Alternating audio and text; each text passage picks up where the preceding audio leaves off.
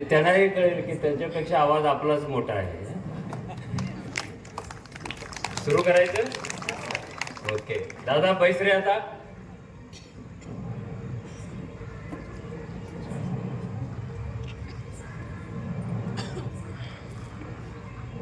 सर्वांना जय भीम. थकलेल्यात असं वाटायला लागलं.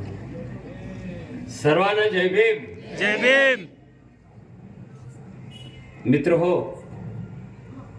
सर्वप्रथम मी आपल्या मंडळाला मनापासून धन्यवाद देतो, त्यांचा आदर करतो. शिरोळ सारख्या ठिकाणी आपल्या व्यवस्थित घडून गेलेल्या एका क्रांतिकारी घटनेचं स्मरण करण्यासाठी त्याने हा कार्यक्रम आयोजित केलेला आहे. मला काही दिवस पटतच नव्हतं, विश्वासच बसत नव्हता की या कार्यक्रमाला इतके लोक येतील. पण ही तुमची गर्दी पाहून मला आनंद झाला.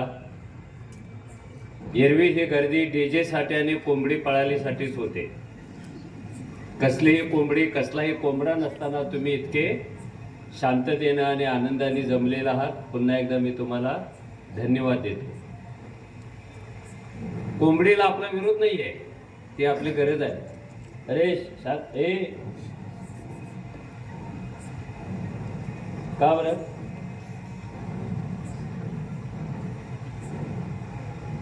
कोंबडी आपल्या गरजेचीच असते, पण कोंबडीपेक्षा आपल्याला विचार हे जास्त महत्वाचे असतात.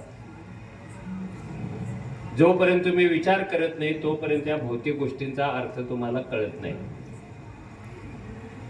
त्यामुळे विचाराला प्राधान्य द्यायला पाहिजे आणि ते देण्याचा प्रयत्न तुम्ही सगळेजण करत आहात. मी याच गावाजवळ 8-10 किलोमीटरवर टाकळीवाडी येथे जन्माला आलो 1956 मध्ये. तेव्हापासून मी शिरोळ आणि हा सगळा परिसर पाहत आलेलो.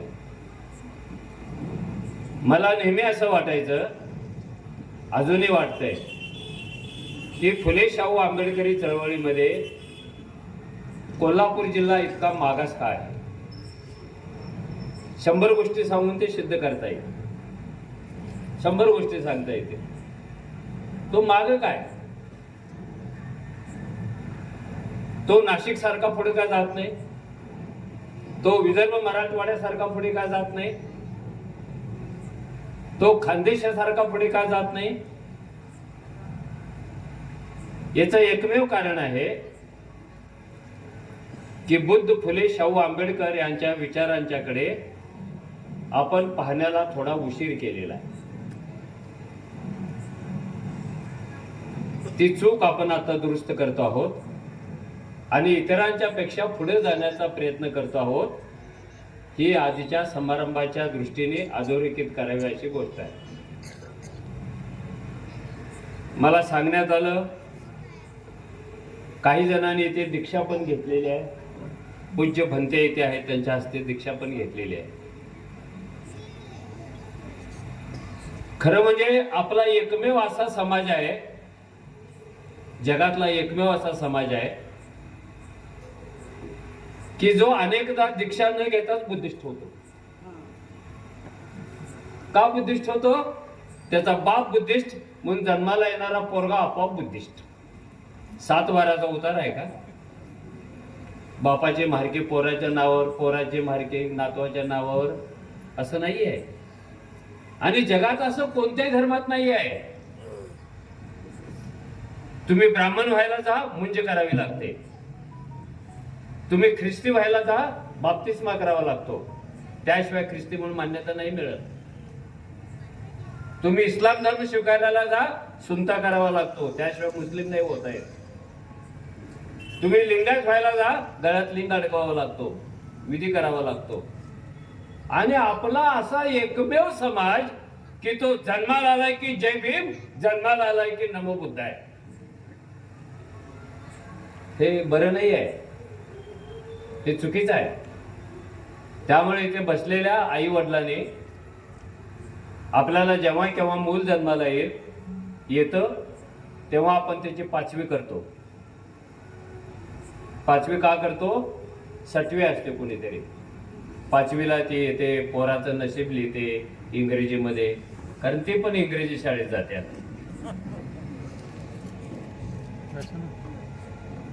तुम्ही 5वी करा, नाहीतर 7वी करा, नाहीतर 8वी करा, त्याच वेळेला तुम्ही त्या पोराचा दीक्षा समारंभ पण करा. म्हणजे आता झाला ही वाईट गोष्ट आहे का? ही चांगलीच गोष्ट आहे, पण उशीर झाला ही वाईट गोष्ट आहे. माझ्या पण जीवनामध्ये उशीरच झाला होता, कारण आम्हाला ना बुद्ध माहीत ना बाबासाहेब माहीत. गावगाड्यात आम्ही जगत होतो, मेलेली जनावर ओढत होतो टाकळीवाडीमध्ये, पाटलांचे वाड्याने मांडव साफ करत होतो. वयाच्या 8व्या-9व्या वर्षापर्यंत, 6वी-7वी जाईपर्यंत वरून पाणी उंजळीत घेऊन प्यालो आम्ही. वरून फेकलेलं अन्न आम्ही घेऊन जगलेलो आहोत. पण ती परिस्थिती आता नाहीये, चांगली परिस्थिती आलेली आहे. जर चांगली परिस्थिती आली असेल तर हे सगळे धम्माचे जे विधी आहेत हे त्या त्या वेळेला झाले पाहिजे, आणि आपण जागल्यासारखं काम करायला पाहिजे. अरे त्यांच्या घरात लेकरू जन्माला आलं पण दीक्षा नाहीच झाली, बोलवा भंतेना, पुढाकार घ्या आणि त्या त्या वेळेला त्याला बुद्ध धर्मामध्ये प्रवेश द्या. ही एक सवय आपल्याला लावून घ्यायला पाहिजे. अनेक ठिकाणी ती सुरू आहे. मी महाराष्ट्रभर फिरत असतो. मी पण वयाच्या 50व्या वर्षी दीक्षा घेतलेली, आणि 50 वर्षे मी नुसता विचार करत होतो, दीक्षा घ्यायची, कुठे घ्यायची, कशी घ्यायची. दीक्षा घेण्यापूर्वी आपण ज्या धम्मात जाणार आहोत त्या धम्माचा अभ्यास करायला पाहिजे. मी 30 वर्षे नुसता बुद्धच वाचत होतो, आणि आतून दबाव येत होता, आता दीक्षा घ्यायची. मी जरा रोमॅन्टिक माणूस आहे. मी म्हटलं मी दीक्षा घेणार, पण नागपूरमध्ये दीक्षाभूमीतच जाऊन घेणार. मी दीक्षा घेणार, पण जिथे बाबासाहेबांची अस्थी ठेवलेली आहे तिथे आत जायला कुणालाच परवानगी नाही. मी जाणार तिथेच दीक्षा घेणार. मी दीक्षा अशी घेणार की मला दीक्षा द्यायला एक ब्राह्मण बाई पण असेल. बाईला महत्व द्यायचं आहे. रूपा कुलकर्णी महाराष्ट्रातली पहिली ब्राह्मण स्त्री जिनं बौद्ध धर्म स्वीकारला आणि ब्राह्मण धर्म सोडला. मला महान कवी यशवंत मनोहर पाहिजे होते.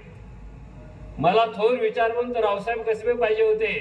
ह्या सगळ्यांची मोठ बांधत बांधत माझे खूप दिवस निघून गेले, आणि मग मला भंते पण असा पाहिजे होता की ज्याने बुद्धाचा प्रचंड आतून बाहेरून अभ्यास केलेला आहे, संशोधन केलेलं आहे, तो PhD झालेला आहे, तो जगभर फिरलेला आहे. असे भंते शोधण्यात पण मला कालावधी गेला, पण हे सगळं जुळून आलं. आणि जिथे बाबासाहेबांची असती तिथे त्या मॅनेजमेंट कडून परवानगी काढली गवईकडून, आणि म्हटले की आम्हाला हे करायचं आहे, आणि मी तिथे केलं. मला अजूनही आठवत नाही आहे की तो जो दीक्षा घेण्याचा एक क्षण येतोच ना, लग्न लागण्याचा क्षण येतो, मरणाचा क्षण येतो, आई होण्याचा क्षण येतो, पण त्या क्षणाला काय वाटतं हे कुणाला सांगताच येत नाही. मी अजूनही विचार करतोय, मला लिहायचं आहे की ज्या क्षणाला मी बुद्धिस्ट झालो त्या क्षणाला माझं काय घडलं होतं, आत काय घडलं होतं आणि बाहेर काय घडलं होतं. हा प्रश्न जर तुमच्या मनात आला नाही, मी युगायुगाच्या जाती व्यवस्थेतून बाहेर पडलो आणि जाती नाकारणाऱ्या, विचार स्वीकारणाऱ्या धम्मात प्रवेश केला, तेव्हा माझं आतल्या जग काय झालं, आतलं जग, हे जर तुम्हाला कळलं नाही तर तुमची दीक्षा व्यर्थ गेली. तिकडे राहिला काय आणि इकडे राहिला काय, त्यांनी कविता म्हटलीच आता.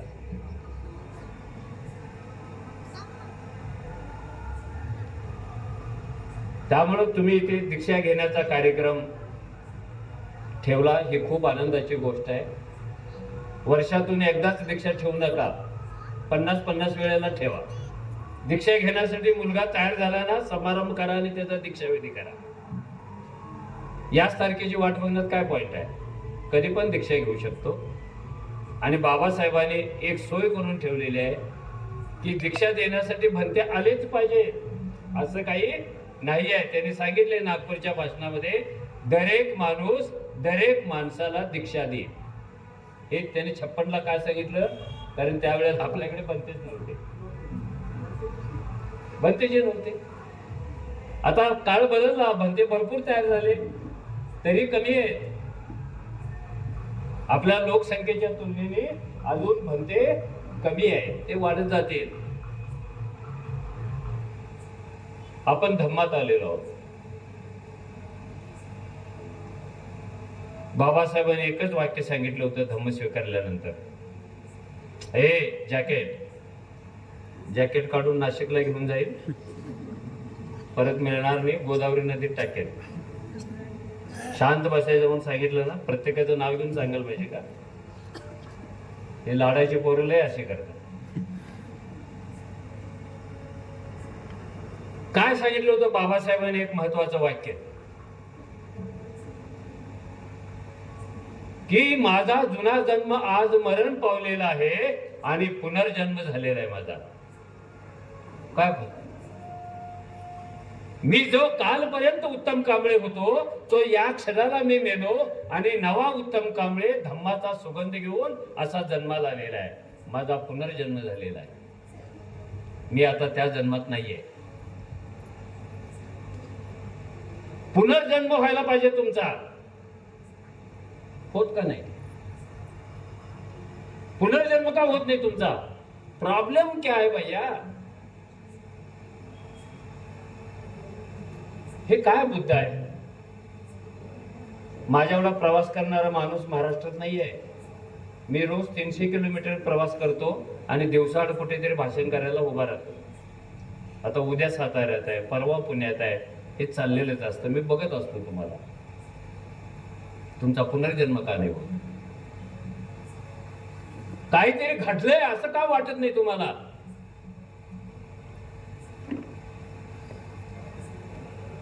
तुम्ही धम्म समजता कशाला? तुम्ही बुद्ध समजता कशाला? तुम्ही भीम समजता कशाला? या काही सोप्या गोष्टी आहेत का? जय भीमचा अर्थ कुणाला माहिती आहे? मी तर जोरात ओरडायला लावलो तुम्हाला, जय भीम जय भीम. आणि जय भीम इतकं गुळगुळीत केलं. नाशिकमध्ये माझ्याकडे मोलकरीण कामाला आले आणि तिनं माझ्या हॉलमध्ये बाबासाहेबांचा फोटो बघितला आणि एक दिवस बिचकत म्हणाले, साहेब तुम्ही जय भीम वाले? मी म्हटलं होत आहे, आम्ही बी जय भीम वाले. दोघांची जात सारखीच.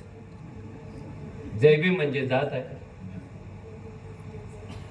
आम्ही जय भीम वाले म्हणजे आम्ही जातवाले, एक जातवाले. जय भीमचा अर्थ काय? पहिला शब्द का उच्चारला गेला मराठवाड्यात? विदर्भवाड्यामध्ये का आला? हे रामरामच्या विरोधामध्ये जय भीम का आलं? आता तर रामराम नाही राहिलेला, जय श्रीराम राहिला. पोटात धक्काच बसतो ते जय श्रीराम ऐकलं ना, आई शपथ भीती वाटायला लागते. होर्डिंगवर बघितलं तर अजून भीती वाटते. तिथे सगळे दादा, मामा, काका, भाऊ, भैया असे येतात, मोठेच्या मोठे आणि बाबासाहेब छोटे.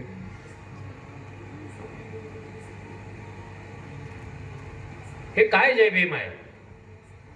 हे जय भीम म्हणजे आपल्या सगळ्या लेकरांनी बाबासाहेबांच्या बरोबर केलेली एक कमिटमेंट आहे की बाबासाहेब तुमच्या नंतर तुमचा विचार घेऊन हे जग बदलणार आणि ही शपथ जय भीम. तो ये जय भीम होता है क्या? हे कमिटमेंट आहे. यस, जय भीम बाबासाहेब. आम्ही बदलू, समाज बदलू, अन्यायाच्या विरुद्ध प्रतिकार करू, धम्म टिकवून ठेवू, हे वचन आहे तुम्हाला आणि त्या वचनाचं नाव आहे जय भीम. ते जातीचं कसं काय होतं? नाही, जय भीम वाले ना शिरोळच्या या बाजूला राहतात. महार म्हणायचं नाहीये, जय भीम आला. हे का घडतं असं? त्याचं घडतं एकच कारण की आपण हे महापुरुष पूजेच्या पलीकडे जाऊन समजून घेत नाहीये, पुतळ्याच्या पलीकडे जाऊन समजून घेत नाहीये. बाबासाहेबांनी एक गोष्ट 10 वेळा सांगितली होती की माझे पुतळे उभे करू नका, त्याच्याऐवजी शाळा काढा, बोर्डिंग काढा आणि समाज पुढे न्या. पण आपण पूर्वीही पुतळ्यात होतो, ती गरज भागवण्यासाठी पुन्हा आपण बाबासाहेबांना पण पुतळ्यातच आणलं. देशात सर्वात जास्त पुतळे कुणाचे आहेत? बाबासाहेबांचे, गांधींचे, छत्रपती शिवाजी महाराजांचे. आणि देशात सगळ्यात जास्त बेकार पोरं कोणाचे आहेत? आपलीच आहेत.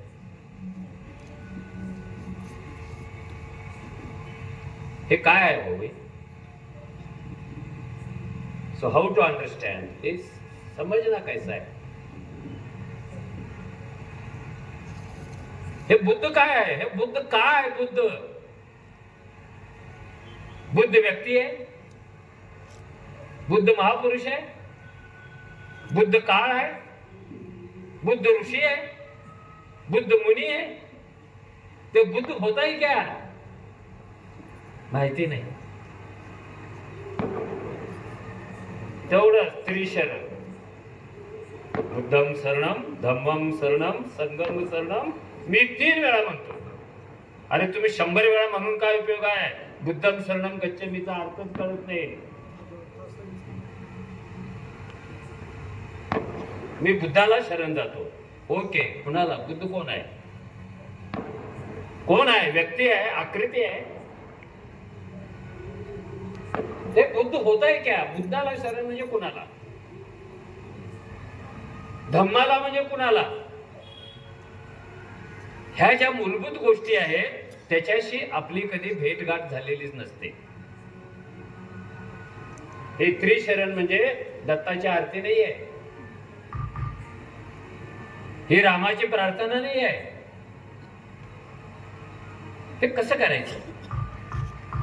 मी नेहमी सांगत आलो की हा जो देश आहे भारत नावाचा, ज्याचं पुढच्या वर्षी हिंदू राष्ट्र होणार आहे, ते पण आपल्याला माहिती आहे. आणि हिंदू राष्ट्र झाल्यानंतर इथल्या बुद्धिस्टांचं काय होणार आहे? इथल्या मुस्लिमांचं काय होणार आहे?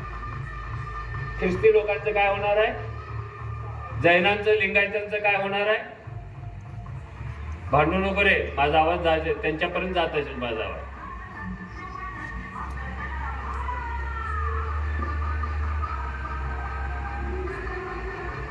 काय होणार आहे हिंदू राष्ट्रात तुमचं? बघा, इतके मट्ट का होतो आपण? 24ला हिंदू राष्ट्र होणार हे त्यांनी लपवलेलं आहे का? अरे 2-4 वेळा जाहीर समारंभात त्यांनी घोषणा केली, जर ते हिंदू राष्ट्र होईल तर हे कुणाचं राष्ट्र? मग तुम्ही कोण? तर हा जो देश होता, हा वर्षानुवर्षे दाढी वाढून, तपश्चर्या करून, डोंगरात बसून, कोंबडा बकरा कापून फक्त एकाच प्रश्नाचं उत्तर शोधत होता. एकच प्रश्न होता. माणूस जेव्हा जन्माला आला, 2 पायाने चालायला लागला, त्याला जगणं कळायला लागलं, त्याला मरण कळायला लागलं, आणि त्याच्या मनात एक प्रश्न तयार झाला. साधा सोपा प्रश्न, या जगात दुःख कुठून येतं? किती साधा प्रश्न आहे. दुःख येतो कुठून?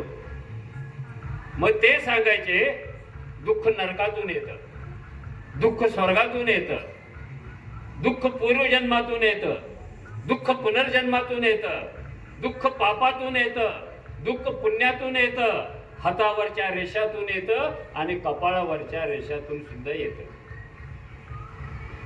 हजारो वर्ष एकच उत्तर देत होते.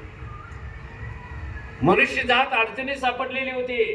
हे दुःख नाही पाहिजे आणि ते कुठून येतं कळत नाहीये. अशा काळामध्ये दुःखाच्या बाबतीमध्ये एक उत्तर आलं. मानवी जन्माचं दुःख, मानवी जन्मातलं दुःख हे ना स्वर्गातून येतं, ना नरकातून येतं, ना पाप पुण्यातून येतं, ना वेदातून येतं, ना ऋग्वेदातून येतं.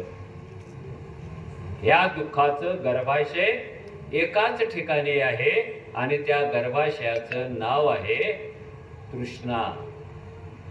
माणसाच्या जगण्यातील दुःखाचा जन्म कुठे होतो? त्याच्या तृष्णेमध्ये होतो. किती साधं उत्तर आहे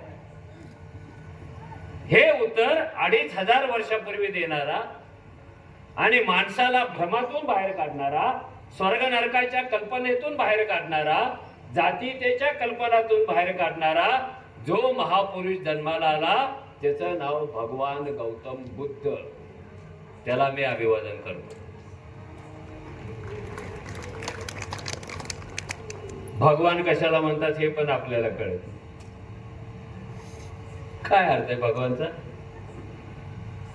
भगवान राम आणि भगवान बुद्ध काय फरक आहे? भगवान विष्णू आणि भगवान बुद्ध काय फरक आहे? हा जो बुद्ध आहे हा भगवान म्हणजे परमेश्वर त्याचा अर्थ नाही त्याचा. हा सगळे विकार भग्न करतो. भगवान. त्यातून दोनच भगवान या भारतात तयार झाले. एक भगवान महावीर आणि दुसरे भगवान गौतम बुद्ध. दोनच भगवान आहेत. तिसरा भगवान नाही आहे. पण बाकीच्यांनी चोरी केली आणि 33 कोटी मूर्तींना त्यांनी भगवान करून टाकलं. भगवान मसोबा, भगवान बिरोबा,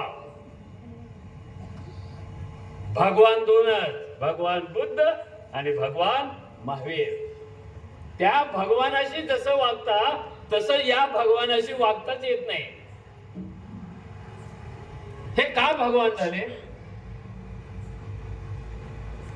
का वाटलं बुद्धाला की हे सगळं सोडून जावं? आणि सोडून जाणं सोपं नव्हतं. कोणत्याही माणसाला आपलं सगळं ऐश्वर्य, आपली नातीगोती, आपली सुख संपत्ती सोडून जाणं आणि नंगे होऊन फिरणं ही साधी गोष्ट नाही आहे. हे सोडताना सुद्धा एक युद्ध होतं. आणि सोडण्याचं कारण काय आपल्याला सांगतात की त्या नदीच्या पाणी वाटपावरून, रोहिणी नदीच्या पाणी वाटपावरून दरवर्षी युद्ध व्हायचे आणि माणसाची मडी मुंडकी सगळी त्या पाण्यामध्ये तरंगायची. प्रश्न काय? कुणी किती पाणी घ्यायचा? उत्तर काय? याने तिकडची मडी पाडायची, त्याने इकडची मडी पाडायची. अरे सिद्धार्थाला असं वाटलं चला इतका साधा सोपा प्रश्न पण माणसाची मडी का पाडतोय? आपण विरोध केला पाहिजे. म्हणून त्या सभेमध्ये हात उंचावून विरोध करणारा पहिला राजकुमार म्हणजे सिद्धार्थ होता आणि त्याची त्याला शिक्षा मिळाली. दरबाराने सभेने घेतलेला निर्णय जो नाकारतो त्याने राज्य सोडून बाहेर पडायचं असतं. आणि हा सारखा प्रयत्न करत होता. कधी सुटायचा? तुम्ही कधीतरी त्यांच्या पुस्तकात वाचा. सिद्धार्थाला मुलगा झाला, राहुल त्याचं नाव, आणि त्याच दिवशी त्याने घरातून बाहेर पडायचा निर्णय घेतला. पण असा वडील की त्याला नुकतंच जन्माला आलेलं आपलं बाळ पाहण्याची सुद्धा संधी नव्हती. मनात विचारायचा बाळ पाहायला पाहिजे आणि दुसरा विचारायचा त्या बाळातच मी अडकलो आणि बाहेर जाणं बंद पडलं तर काय करायचं? एकदा आपल्या पत्नीच्या डोक्यावरून कपाळावरून शेवटचा हात फिरवावा. तिच्या कुशीमध्ये ते तानं बाळ आहे, त्याव करते, नुकतंच जन्माला आलेला आहे. हा तसा नेतो सिद्धार्थ आणि कपाळाला लावण्यापूर्वीच पुन्हा मागे घेतो. जर हाताचा स्पर्श झाला आणि आपला निर्णय बदलला तर मला काय युद्ध करतो माणूस. आपलं तसं नाहीच आहे. आपण लग्नाच्या अगोदरच सगळ्या भानगडी पूर्ण करत असतो. माहितीच नाही आपल्याला कोण कोणाबरोबर किती दिवस राहणार आहे, काय करायचं ते आत्ताच करून घे. हा जो त्याग त्याने तयार केला तो त्याग घेऊन त्याने बाहेर केला आणि त्या त्यागाचंच एक अध्यात्म बनवलं त्याने. मी सुरुवातीला म्हणालो की धम्म स्वीकारल्यानंतर बाहेर काय घडतं ते सगळ्यांना माहिती आहे. बाहेर काय घडतं? पहिल्यांदा जातीचा दाखला बदलतो. हिंदू महाराऐवजी नवबुद्ध देतो. हे नवबुद्ध काय आहे हे आपल्याला माहिती नाही. असं का करतो आपण कळतच नाही. आपण बुद्धाच्या धम्माच्या कोणत्या गटामध्ये आहोत? आपण हीनयान आहोत, आपण महायान आहोत, आपण वज्रयान आहोत. अरे आहोत कोण आपण? हे ज्याला माहिती नसतं ना तोच मोठ्याने जय भीम म्हणून करत असतो. नमो बुद्धाय. अरे काय टोन काढतो तू, कोणता बुद्धिस्ट? ह्या सगळ्यांच्या शिवाय बाबासाहेबांनी नवयान काढलं, ते आपल्याला माहितीच नाही. आपला बुद्धातला पंथ कोणता? महायान, हीनयान, नवयान, वज्रयान, हे सगळं आता समजून घ्यायला पाहिजे. बुद्धाने प्रश्न विचारला की जेव्हा पाण्याचा प्रश्न सुटला त्याने चर्चा करून सोडवला आणि बुद्ध तोपर्यंत राजवाडा बाहेर पडलेला होता. राजाने सेवक पाठवले, बुद्धाला अडवलं, सिद्धार्थाला. त्यावेळेला बुद्ध व्हायचा होता अजून. सिद्धार्थाला अडवलं आणि हे सिद्धार्था, तू पाण्याचा प्रश्न ज्या पद्धतीनं मांडत होतास आणि सोडवायचं सांगत होतास तोच फॉर्म्युला वापरून आम्ही पाण्याचा प्रश्न सोडवलेला आहे. आता कुणी माणूस रोहिणी नदीच्या पात्रात मरणार नाही, तू मागे चल. सिद्धार्थाने उत्तर दिलं, नदी आणि तिचं पाणी हा खूप छोटा प्रश्न आहे. असे प्रश्न, ह्याच्याशिवायचे प्रश्न जगाच्या मनामध्ये का तयार होतात हे शोधण्यासाठी मी घर बाहेर पडलेला आहो, मला जाऊ द्या. सिद्धार्थ मागे नाही वळला, तो बाहेर गेला. कुठे सापडेल दुःखाचं उत्तर? इकडे तिकडे, ह्या बुवाजवळ, त्या बाबाजवळ, या झाडाखाली, त्या झाडाखाली. आपण म्हणतो बोधी वृक्षाखाली, पण बोधी वृक्ष हे शेवटचं ठिकाण होतं. त्याच्या अगोदर अनेक झाडाखाली बुद्ध बसलेले आहे ना सिद्धार्थ. अनेक गुहांच्या मध्ये बसलेला आहे. त्यांनी पण दाढी वाढवलेली आहे, त्यांनी पण केस वाढवलेले आहेत. इतके कठोर तपश्चर्या केलेली आहे की हवेतून उडून जाणारी धूळ त्याच्या पाठीवर, खांद्यावर पडलेली आहे. तिथे वर जाणाऱ्या पक्षाने विष्ठा टाकली, त्यातल्या बिया त्या मातीमध्ये रुजल्या आणि सिद्धार्थाच्या अंगावर रोपटी उगवलेली आहेत. हे कशासाठी चाललंय? दुःखाचं मूळ काय, कुठून येत? आणि ज्या क्षणाला सिद्धार्थाला कळलं की आपल्या अंतरंगामध्ये असं काहीतरी घडलेलं आहे, ज्यासाठी मी भटकत होतो त्याचं उत्तर मला सापडलेलं आहे, ज्या क्षणाला असं वाटलं त्या क्षणाला सिद्धार्थ मेला आणि बुद्ध जन्माला. पुढे अनेक दिवस बुद्ध बोलतच नव्हता. असं नाही झालं उत्तम कांबळेला बोलवलं, नाव पुकारलं आणि लगेच भाषण करायला उभा राहिला, असं नव्हतं. पहिले काही दिवस तो बोलतच नव्हता, पण चेहरा असा तेजाने भरलेला होता. रुंद कपाळावर जणू आकाशातली तारका मुक्कामाला आलेल्या आहेत असं वाटत होतं. गालावरच्या खळीतून स्वर्गाच्या कल्पना जणू आकाराला येत आहेत, कुणीतरी सूर्य उगवतोय असं वाटत होतं. लोकांना कळत होतं सिद्धार्थाला काहीतरी मिळालेलं आहे, पण तो बोलत नाहीये.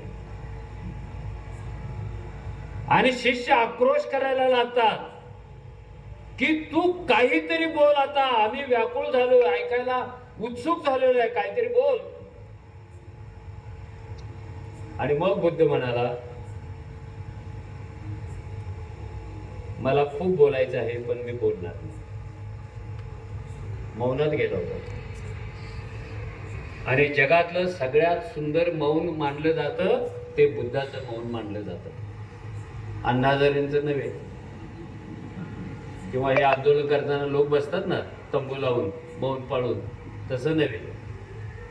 मौनातून बुद्ध इतका बोलला, इतका बोलला, इतका बोलला की पुढे जिवंत असेपर्यंत त्याच्या आयुष्यात जेवढा बोलला नाही तेवढा तो मौनातच बोलत होता. गंमत अशी आहे की मौनातली भाषा समजण्यासाठी आपल्याकडे क्षमता लागते. जसं लहान बाळ जन्माला येतं ते बोलत नाही, पण न बोलता ते काय बोलतं हे आईला कळत असतं. ती भाषा आहे. न बोलता बोलायचं आहे आणि न बोललेलं समजून घ्यायचं आहे. तू का बोलत नाही? तू बोल. तुला काहीतरी मिळालेलं आहे. तुझा चेहरा सांगतोय, तुझं आसन सांगतं, तुझ्या डोक्यावरचा आकाश सांगतं, हे झुळझुळणारा वारा सांगतो, चिवचिवाट करणारे पक्षी सांगतात, हे हात पाय डोकं डोलवणारे झाडं सांगतात, आकाशातले तारे सांगतात. You got something. तुला काहीतरी मिळालेलं आहे. सांग ना सिद्धार्थ, काय मिळालेलं आहे ते? तो शांतच आहे. मग भांडण्याच्या मूडमध्ये येतात. हे जे तुला मिळालेलं आहे ना ते तुझे एकट्याचं नाही आहे. आम्ही कितीतरी दिवसापासून इथे ते ऐकण्यासाठी बसलोय. ते आमचं पण आहे. जे आमचं आहे ते आम्हाला सांग. त्याला बुद्धाच्या चरित्रामध्ये विषाद योग म्हणतात. काय म्हणतात त्याला? अरे म्हणा, नंतर पाठ होईल. विषाद योग. तुमच्या लेकराने विचारलं तर सांगा. बुद्ध मौनात जातो तेव्हा काय घडतं? विषाद योग चालू होतो. काहीच बोलायचं नाहीये आणि न बोलता मौन पाळून जे आपल्या मनात आहे ते चेहऱ्यावरून, तेजातून. हे काय येतं चेज? त्याचं कारण बुद्ध हा जगातला पहिला असा एकमेव महापुरुष आहे.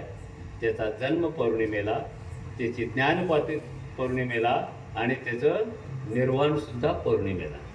हा जो चंद्र असतो अतिशय नाजूकपणे त्या बुद्धावर किरणांची उधळण करतो आणि माझ्या तेजाचा मालक असलेला हा एकमेव आहे बुद्धी. त्याच्यावर तेज उधळलं पाहिजे. त्यामुळे बुद्धाचा चेहरा ज्ञानप्राप्तीनंतर जसा होता तसाच निर्वाणाच्या वेळेला आहे. उलट तो अधिक खुललेला आहे. अधिक का खुलला?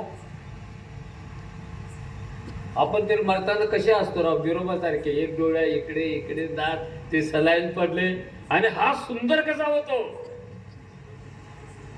कारण बुद्ध मरताना सुद्धा सांगत होता की मरण ही दुःखद गोष्ट नाही आहे, तर ती जगणं समजून घेण्याची सुंदर गोष्ट आहे.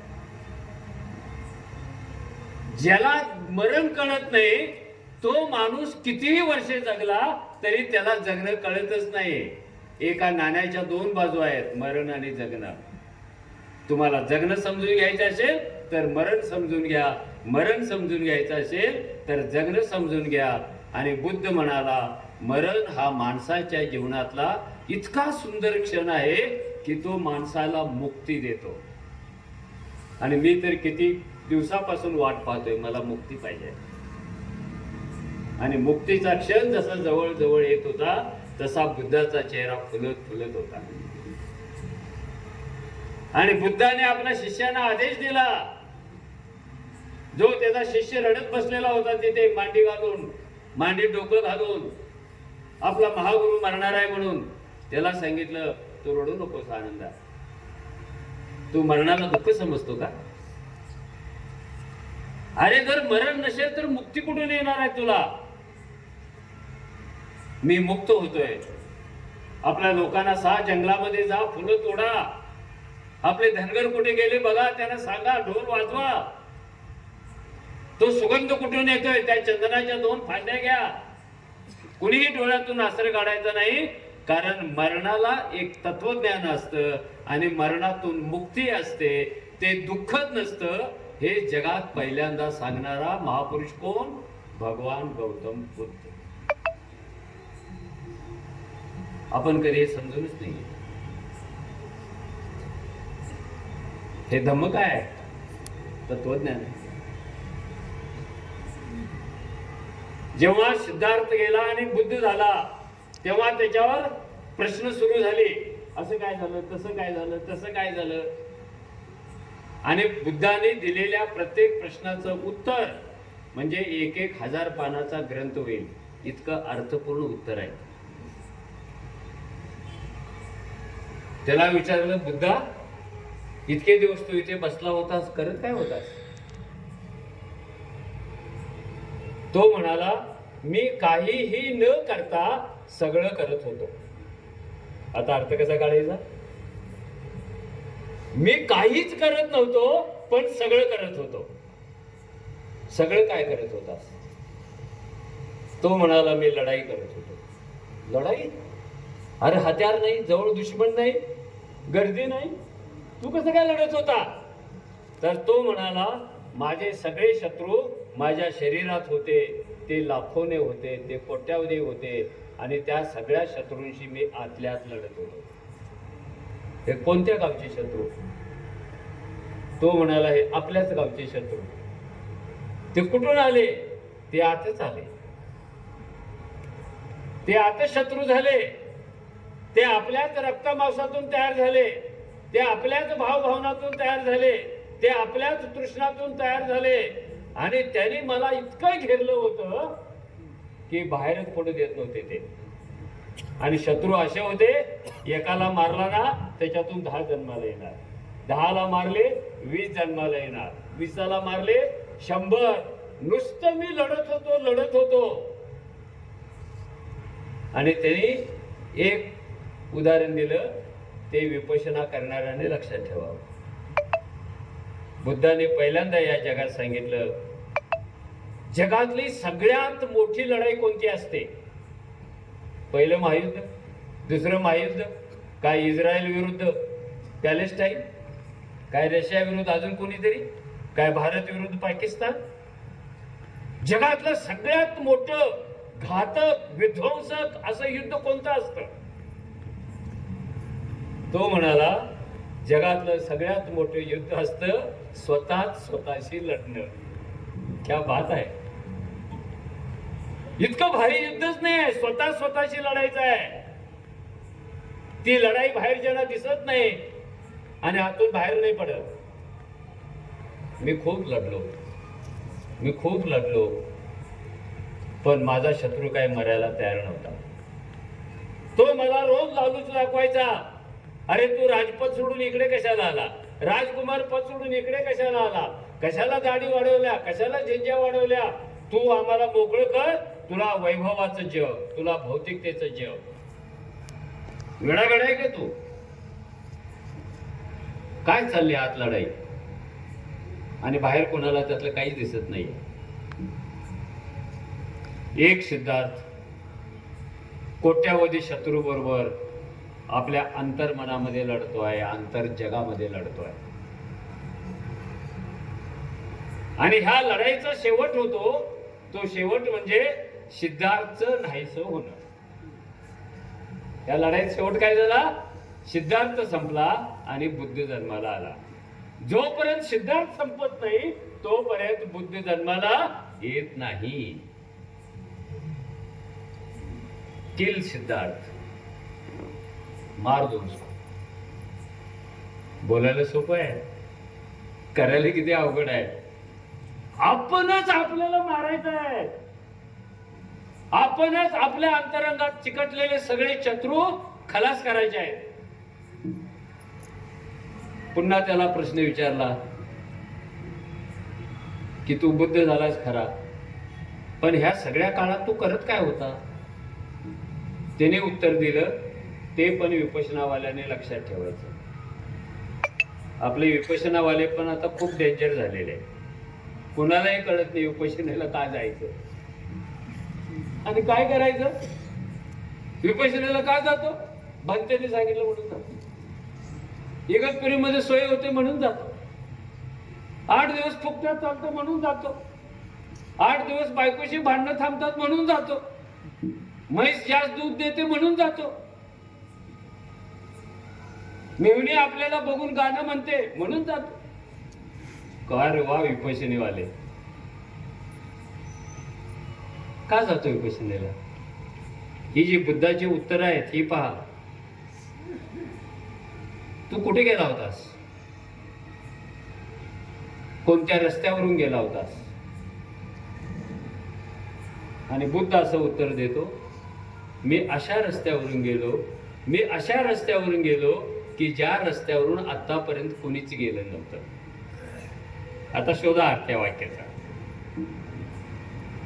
मी अशा रस्त्यावरून गेलो की ज्या रस्त्यावरून आतापर्यंत कोणीच गेलं नव्हतं. कुठे पोहोचला? मी अशा ठिकाणी पोहोचलो जिथे आतापर्यंत कोणी पोहोचलंच नव्हतं. काय केलं भाऊ? मी असं केलं की आतापर्यंत तसं कुणी केलंच नव्हतं. आणि तसं म्हणजे स्वतः विरुद्ध लढून, स्वतःला हरवून, स्वतःलाच मारून ज्ञानाचा उजेड घेऊन जन्माला येणं असं कुणी केलेलं नव्हतं. ते मी केलं. हे बुद्ध तत्वज्ञान समजून घेणं हे जगासाठी अजूनही अडचणीचं आहे. त्याच्या एकेका शब्दामध्ये, त्याच्या एकेका नजरेमध्ये, त्याच्या एकेका कटाक्षामध्ये, त्याच्या एकेका आसनामध्ये रात्रंदिवस लिहित बसलं तरी त्याचा अर्थ सापडू नये अशी ही सगळी परिस्थिती आहे. त्यामुळे बुद्ध मला समजला असा दावा कोणी करू शकत नाही. बुद्ध मला कळला असा दावा कुणी करू शकत नाही. आणि त्रिशरण म्हटलं की मी बुद्धिस्ट झालो असं कुणी दावा करू नये. त्रिशरण ही एक, काय म्हणायचं त्याला साध्या सोप्या भाषेमध्ये, प्रार्थना. शरणगत होणं विचारासमोर, संघासमोर, बनतेसमोर. ते तत्वज्ञान नाही आहे. मी बुद्धाला शरण जातो, तत्वज्ञान आहे काय? तत्वज्ञान कुठे आहे? तत्वज्ञान तृष्णामुक्ती, तत्वज्ञान आर्य सत्य. हे जे दुःखाचं कारण सांगताना त्या प्रश्नोत्तरामध्ये बुद्ध म्हणाला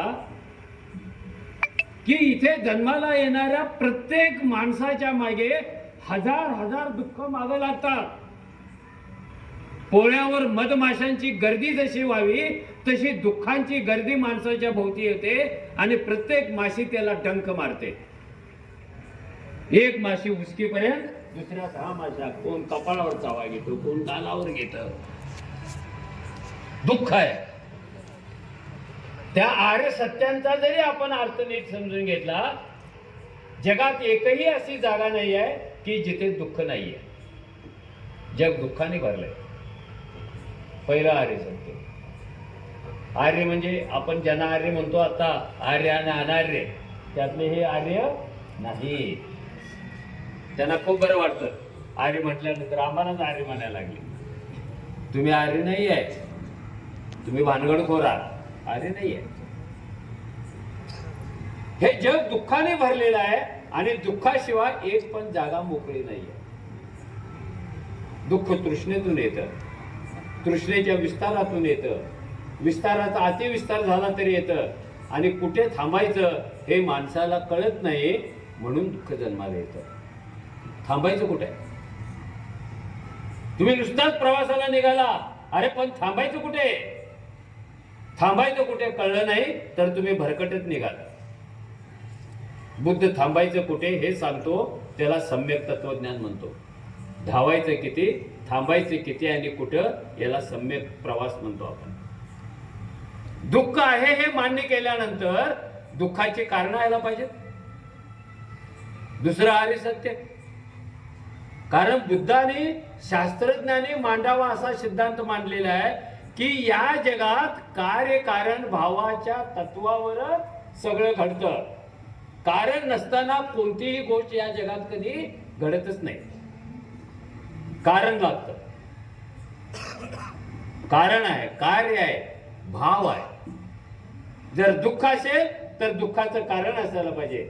जर कारण असेल तर ते नष्ट करता येतं ह्याची हिंमत असावी लागेल. आणि जर ती हिंमत असेल तर नष्ट करण्याचे मार्ग असायला पाहिजे. जगात ही 4 आर्य सत्ये यापूर्वी कुणीच सांगितले नव्हते. सगळेजण सटवीचा सिद्धांत सांगत होते आणि सटवी जे लिहिते ते कधीही खोटं ठरत नाही असा दाखला वर्षानुवर्षे आपण देत आलेलो आहोत. काय दाखला आहे तो? सटवी जे कपाळाच्या मागे लिहिते तेच खरं ठरतं. आता प्रश्न असा आहे की ते कपाळावर का लिहित नाही, दडवून लपवून चोरून का लिहिते? प्रश्न नंबर 2, सटवी कोणत्या इंग्लिश मीडियम स्कूल मध्ये गेलेली होती तेव्हा ती लिहायला शिकली? किती डोनेशन भरलं होतं? तिच्या मास्तराचा पगार होत होता की नॉन ग्रँट मधला होता? कोणी विचारत नाही, कारण तिनं लिहिलेलं खोटं ठरत नाही. मी पण विचार करत होतो की पाण्याची बाटली कुठे गेली होती.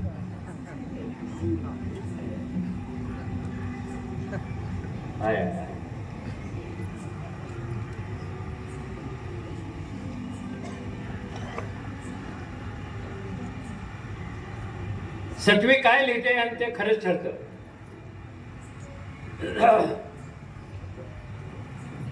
सटवी काय लिहिते आणि ते खरं ठरतं.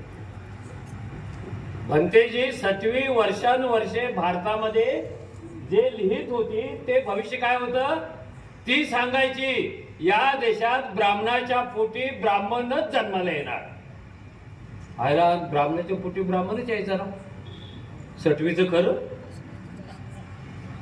महाराच्या पोटी महार जन्माला येणार. सटवीचं खरं, धनगराच्या पोटी धनगर जन्माला येणार, पुढाऱ्याच्या पोटी पुढारी जन्माला येणार, दादाच्या पोटी दादाच जन्माला येणार. सटवीचं खोटं ठरतच नव्हतं, सारखं खरं ठरायचं. पण ह्या सटवीला एक गोष्ट कधीच कळली नाही. महाराच्या पोटी महार जन्माला येणार म्हणणाऱ्या सटवीला एक गोष्ट कधीच कळली नाही की या देशात महाराच्या गल्लीमध्ये महाराच्या पोटी एक पोरगा जन्माला येईल आणि देशाची राज्यघटना लिहील. हे भविष्य कधी सटवीने सांगितलं नव्हतं, आणि जे सांगितलं नव्हतं ते खरं ठरलं. याचा अर्थ काय? भीमाचा जन्म म्हणजे सटवीचा मृत्यू. भीमाचा जन्म म्हणजे अंधाराचा मृत्यू, उजेडाचा जन्म. कारण हेच बोधिसत्व होऊन पुढे येणार आहे, भाषणाच्या उत्तरार्धात येणार आहे. ही 4 आर्य सत्य जर लोकांना कळली नसती तर पुन्हा लोक धावत होते, धावले असते. माझ्याच मागे दुःख काय येतं हे पण खोटं आहे. दुःख सगळ्यांच्याच मागे येतं. ऐश्वर्या राय कितीही सुंदर असले आणि तिचा एक केस जर पांढरा झाला ना, जगातल्या सगळ्यात दुःखी बायकामध्ये तिची गणना होते. किती मोठं दुःख, एक केस पांढरा.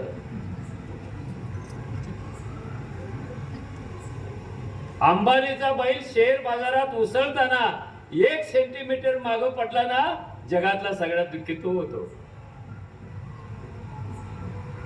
मोदींची एक दिवस जाहीर सभा ठेवली नाही ना तर जगातला सगळ्यात दुःखी तो पुढारी होतो. भाई और बहिणो म्हणायचं कोणा.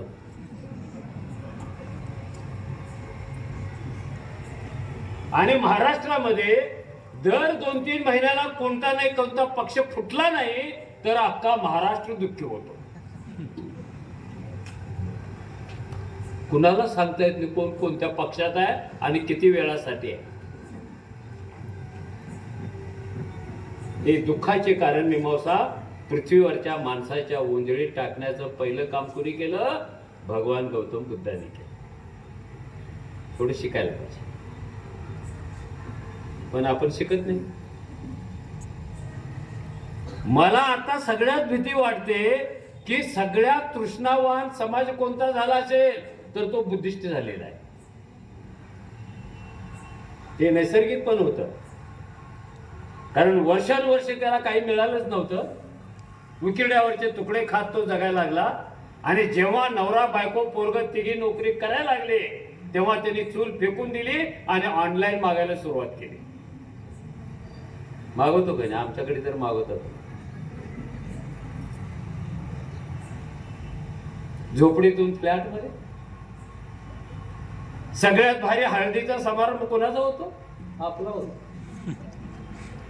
आणि दुसऱ्या दिवशी भंते लग्न लावणार असतो आणि आदल्या दिवशी हळद लावायची.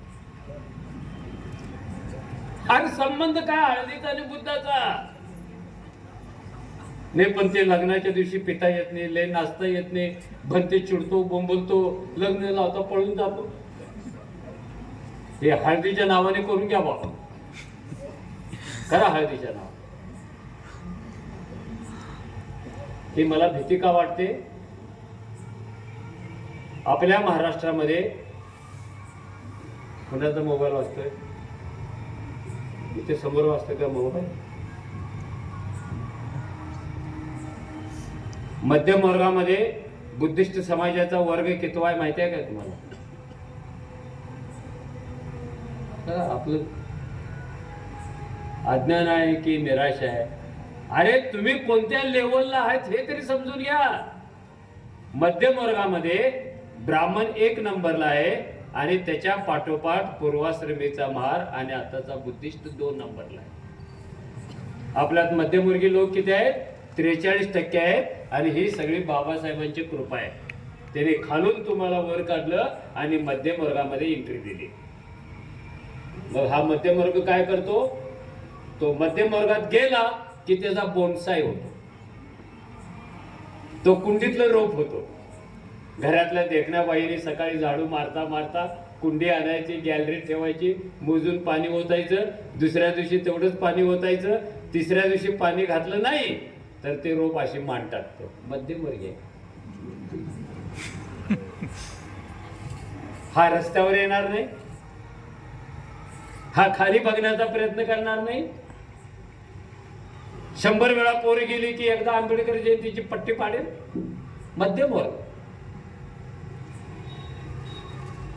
आणि मध्यम वर्ग कधी क्रांतीचं चाक फिरवू शकत नाही. मग ते धम्माचा असेल, क्रांतीचा असेल, आंदोलनाचा असेल, बोनसाय झालेला वर्ग कधी क्रांतीचं चाक फिरवू शकत नाही. चाक फिरवतो कोण? जो तळाला चिकटलेला आहे, रोज भाकरीसाठी शिकार करतो, तो चाक फिरवू शकतो. त्याच्या मनगटामध्ये हिंमत आहे धम्मचक्र प्रवर्तन करण्याची.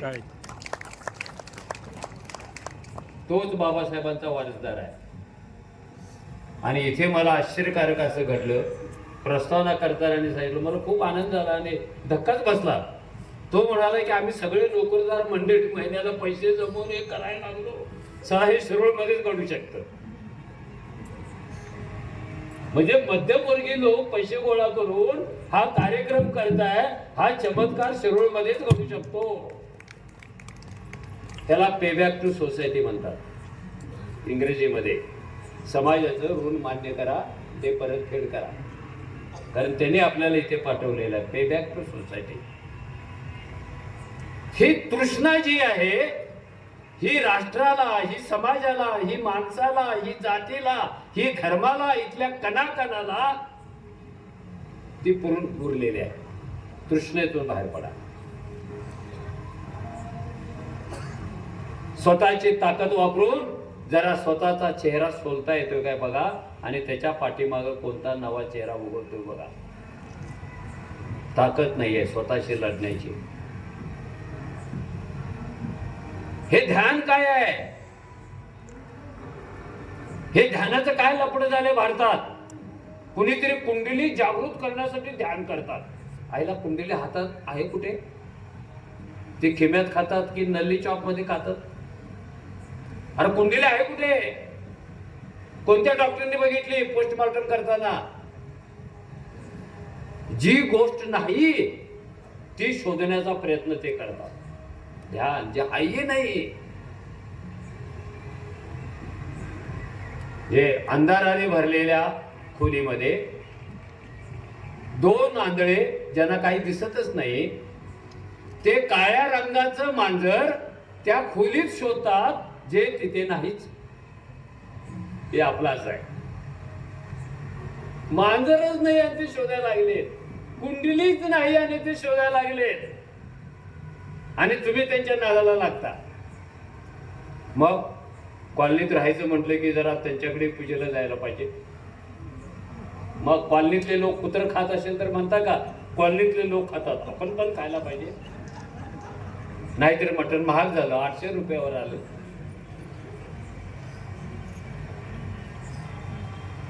बुद्धांनी एक तत्वज्ञान असं सांगितलं की बुद्धाचं मान्यच करत नव्हते.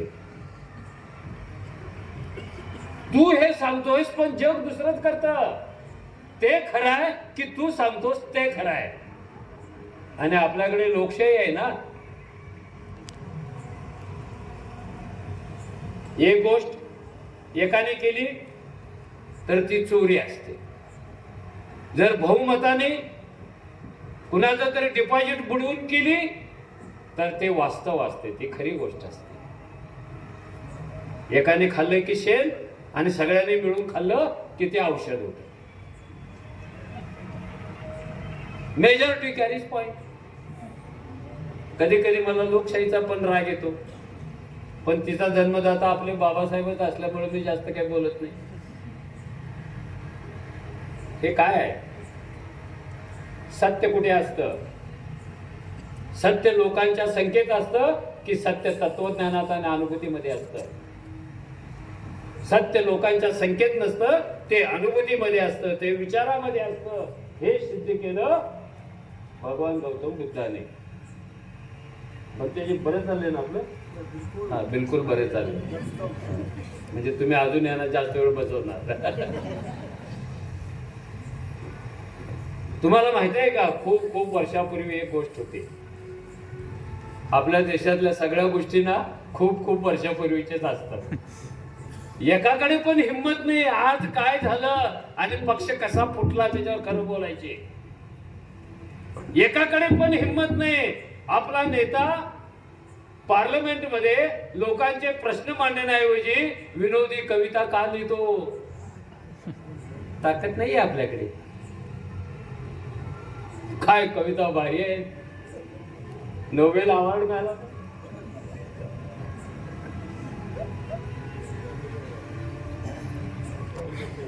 नरेंद्र जी और अमित शाह की है जोड़ी, इसलिए हमने बढ़ाई है दाढ़ी. क्या बात है यार, क्या बात है. तुम्हारे पास लालू है तो हमारे पास आलू है. काय प्रतिभावंत. ना बाबूराव बागुलाने अशी कविता लिहिली, ना वामनदादाने लिहिली, ना कुसुमाग्रजाने लिहिली. आणि लिहून ती कधी सभागृहात वाचली नाही, कारण त्या सभागृहात एका मिनिटाचा खर्च 37,000 रुपये असतो. जिथे बाबासाहेब भाषण करून गेले तिथे आपले लोक वात्र टीका करायला का जातात? कोणी विचारलं व्हॉट्सअपवर? मध्यवर्ग. आपल्याला कशाला? आम्ही ह्याच्यात पण नाही, आम्ही त्याच्यात पण नाही, आम्ही मध्येच, मध्यम.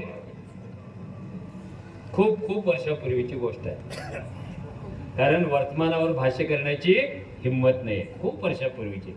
आणि आपल्या गोष्टी तर कशा? राजा राणीच्याच वर्षानुवर्षाच्या गोष्टी. ती भीक मागणारी बाई जरी असली ना तर गोष्ट राजा राणीची सांगेल. हिच्या आईला हिला धडुकं मिळत नाही आणि राजा राणीची बात करते. एक राजा होता, त्याला 4 राण्या होत्या. काय पराक्रमी राजा. एक लग्नाची, एक करोली म्हणून आली आणि तशीच राहिली. तिसरी गिफ्ट मिळाली बर्थडेला आणि चौथी अपहरण करून आणली. झाली गोष्ट. हे भारतातले राजा आणि राण्या. ही गोष्ट त्याच्यातली नाहीये. ही कथा समजून घेऊ नका. आपल्याकडे अजूनही बोंब आहे. सत्य असतं कुठे? अरे काय काय लोकांनी बोंब केली सत्य शोधायला जाऊन. गांधींनी सत्याचे प्रयोग केले. महात्मा फुलेंनी सत्यशोधक समाज काढला. कुणी द्वैत सिद्धांत, कुणी अद्वैत सिद्धांत, कुणी वेद, कुणी वेदोक्त, कुणी उपनिषद. सत्य शोधायचं आहे. तो भैया ये सच होता है क्या? वो दिखता कैसे? वो चलता कैसे? वो घूमता कैसे? आखिर ये सत्य क्या है? आपल्याकडे बुद्धाच्या अगोदर चारवाकची परंपरा आहे. चारवाक, बुद्ध, बसवण्णा, बाबासाहेब हे जे सगळे आहेत ना, आपल्याला कशात बसवतात? ते नास्तिक तत्वज्ञानामध्ये. नास्तिक तत्वज्ञानामध्ये आहोत. चारवाक पहिला होता, त्यांनी ठामपणे रस्त्यावर येऊन सांगितलं, देव झोट, स्वर्ग झोट, कर्म झोट. रोज चौकात जाऊन ते वाद घालायचं. कोणी दिसला की देव झोट, लोक त्याला वेडे म्हणायला लागले. आणि बहुतेक वेळेला जर खरं बोलतो त्याला लोक वेडच म्हणतात. खरं बोलणारा येडा असतो. एक दिवस त्याची बायको चिडली, पदर कमरेला खोचला आणि म्हणाली, काय हो, रोज रोज बोंबलता तुम्ही, जग खोटं, समाज खोटा, गाव खोटा, आणि तुम्ही एकटेच खरे लागून गेले. तो म्हणाला, मी एकटाच खरा. सिद्ध करा, पुरावा द्या. त्या दिवशी रात्री जेवण केल्यानंतर, गाव झोपल्यानंतर ते दोघं बाहेर पडले, मातीनं भरलेल्या रस्त्यावर गेले. तो म्हणाला, आपण असं करू, हे हात आणि पाय ह्या चारींचे ठसे त्या मातीत उमटू. 4 पायाने चालू आपण. ते दोघेही 4 पायाने चालले, बाजूला आले आणि म्हणाले, आता उद्या सकाळी ते गाव जमून काय करते बघ. झोपले. सकाळी गवळी घालायला दूध आला, दूध घालायला गवळी आला आणि म्हणाला, वहिनी आहो झोपला कुठे, बघा आपल्या गावात रात्री भूत आलं होतं, ते बघायला, त्याचे पावलं बघायला लोक थांबलेले आहेत, चला चला चला. ही गेली तर लोकांनी जिथे जिथे पावलं उमटली होती त्याला अशा खुणाई केल्या, गोल केलं. आणि सरपंच, उपसरपंच, राखीव जागेतला सरपंच, 30% सरपंच, पावती सरपंच, झेरॉक्स सरपंच, आगाऊ सरपंच, हे सगळे तिथे गोळा झाले होते. आणि प्रत्येक जण चर्चा करत होते, गालाला बोट लावून. हे जे ठसे आहेत ना, हे माणसाचे नाही आहेत, लांडग्याचे असतील. दुसरा म्हणाला, काय सांगतो राव, लांडग्याचे ठसे तर आपल्याला पाठ आहेत, वाघाचे असतील. हे वाघाचे पण नाहीच आहेत, हे भूताचे असतील. कारण भूत ना त्याचं पाय असं उलटे फिरतात. आणि ही बाई जिने रात्री ठसे उमटवले, ती सरपंचाच्या मागे गेले आणि म्हणाले, अहो सरपंच, हे भूताचा ठसा नाही, माझा आणि माझ्या मालकाचा ठसा आहे. सरपंच गरकन मागे वळला, तुझ्या मायचा. आम्ही येडे लागून गेलो, विचार करते. एक कानपडीत वाजवली तिच्या आणि पोट घरी. हिचा बापाचा ठसा आहे म्हणते. आणि ते रडत आली नवऱ्याकडे, म्हणाले, अहो तुम्ही जे रोज म्हणता ना ते खरंच आहे. काय, तुम्ही एकटे शाण्यात आणि गाव येडा आहे. मी त्या गावाला सांगायला गेले, ते ठसे आमचे आहे, तर पाटलांनी कानपडीत मारली. सत्य असतं कुठे, सत्य कुठे आहे, सत्य पाहिजे कसं आहे, हे बुद्धाने आपल्याला शिकवलं. चारित्र्य कसं पाहिजे हे बुद्धाने शिकवलं. तुमच्या डोक्यावर सोन्याचा मुकुट असेल आणि तुमच्याकडे सील नसेल तर तो मुकुट रद्दीत घालण्याच्या लायकीचा पण राहत नाहीये. सर्व संपत्तीपेक्षा श्रेष्ठ असते सील. कारण माणसाच्या सगळ्या लढाया त्याच्या कॅरेक्टरवर होतात, त्याच्या सीलावर होतात. सगळं जग बुद्धमय करायला निघालेल्या बुद्धाकडे काय होतं? तलवार होती, हत्यार होतं, घोडा होता, गाडी होती, काय होतं? जबरदस्त कॅरेक्टर होतं. आणि जगातली सगळी सत्ता ना शस्त्रापेक्षा घाबरते, ती कॅरेक्टरला घाबरत असते. कॅरेक्टरला खूप घाबरते सत्ता. बुद्धाने विचारलेल्या प्रश्नाला जग घाबरत होतं. आणि कोणतीही राज्य सत्ता माणसाच्या हातातल्या हत्याराला घाबरत नाही, ओटातून बाहेर पडलेल्या प्रश्नाला घाबरते. जे प्रश्न आता गेली 10 वर्ष आपण उपस्थितच करू शकत नाही.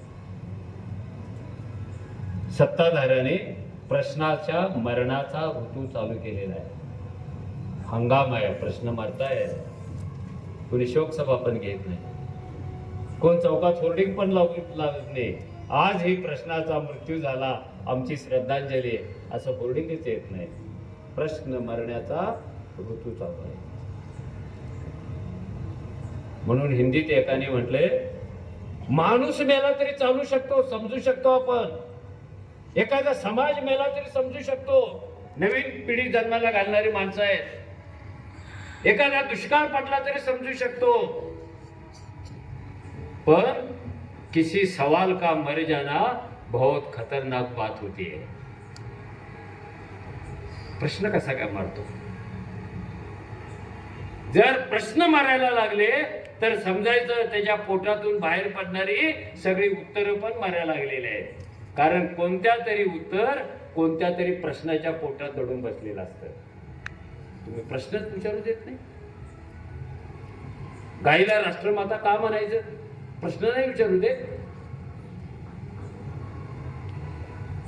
अमुक अमुक स्वातंत्र्य सैनिक होता की नाही, प्रश्न विचारायचा नाही. बाबासाहेबांनी कधी हिंदुत्वाचं समर्थन केलेलं आहे, प्रश्न नाही विचारायचा. प्रश्न विचारणारे राष्ट्रद्रोही ठरतात आणि प्रश्न दाबणारे राष्ट्रभक्त ठरतात.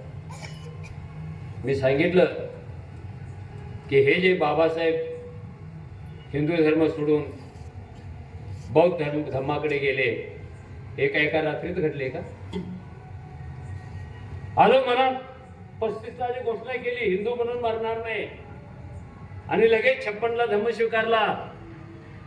अरे इथल्या व्यवस्थेला सुधारायची, समजून घेण्याची संधी 1920 पासून माणगावच्या परिषदेपासून ते देत होते. वाचा माणगावच्या परिषदेतलं वाचन.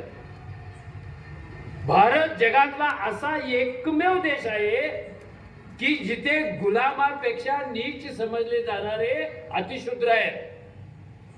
त्यांच्या सावलीचा विटाळ होतो, त्यांच्या स्पर्शाचा विटाळ होतो.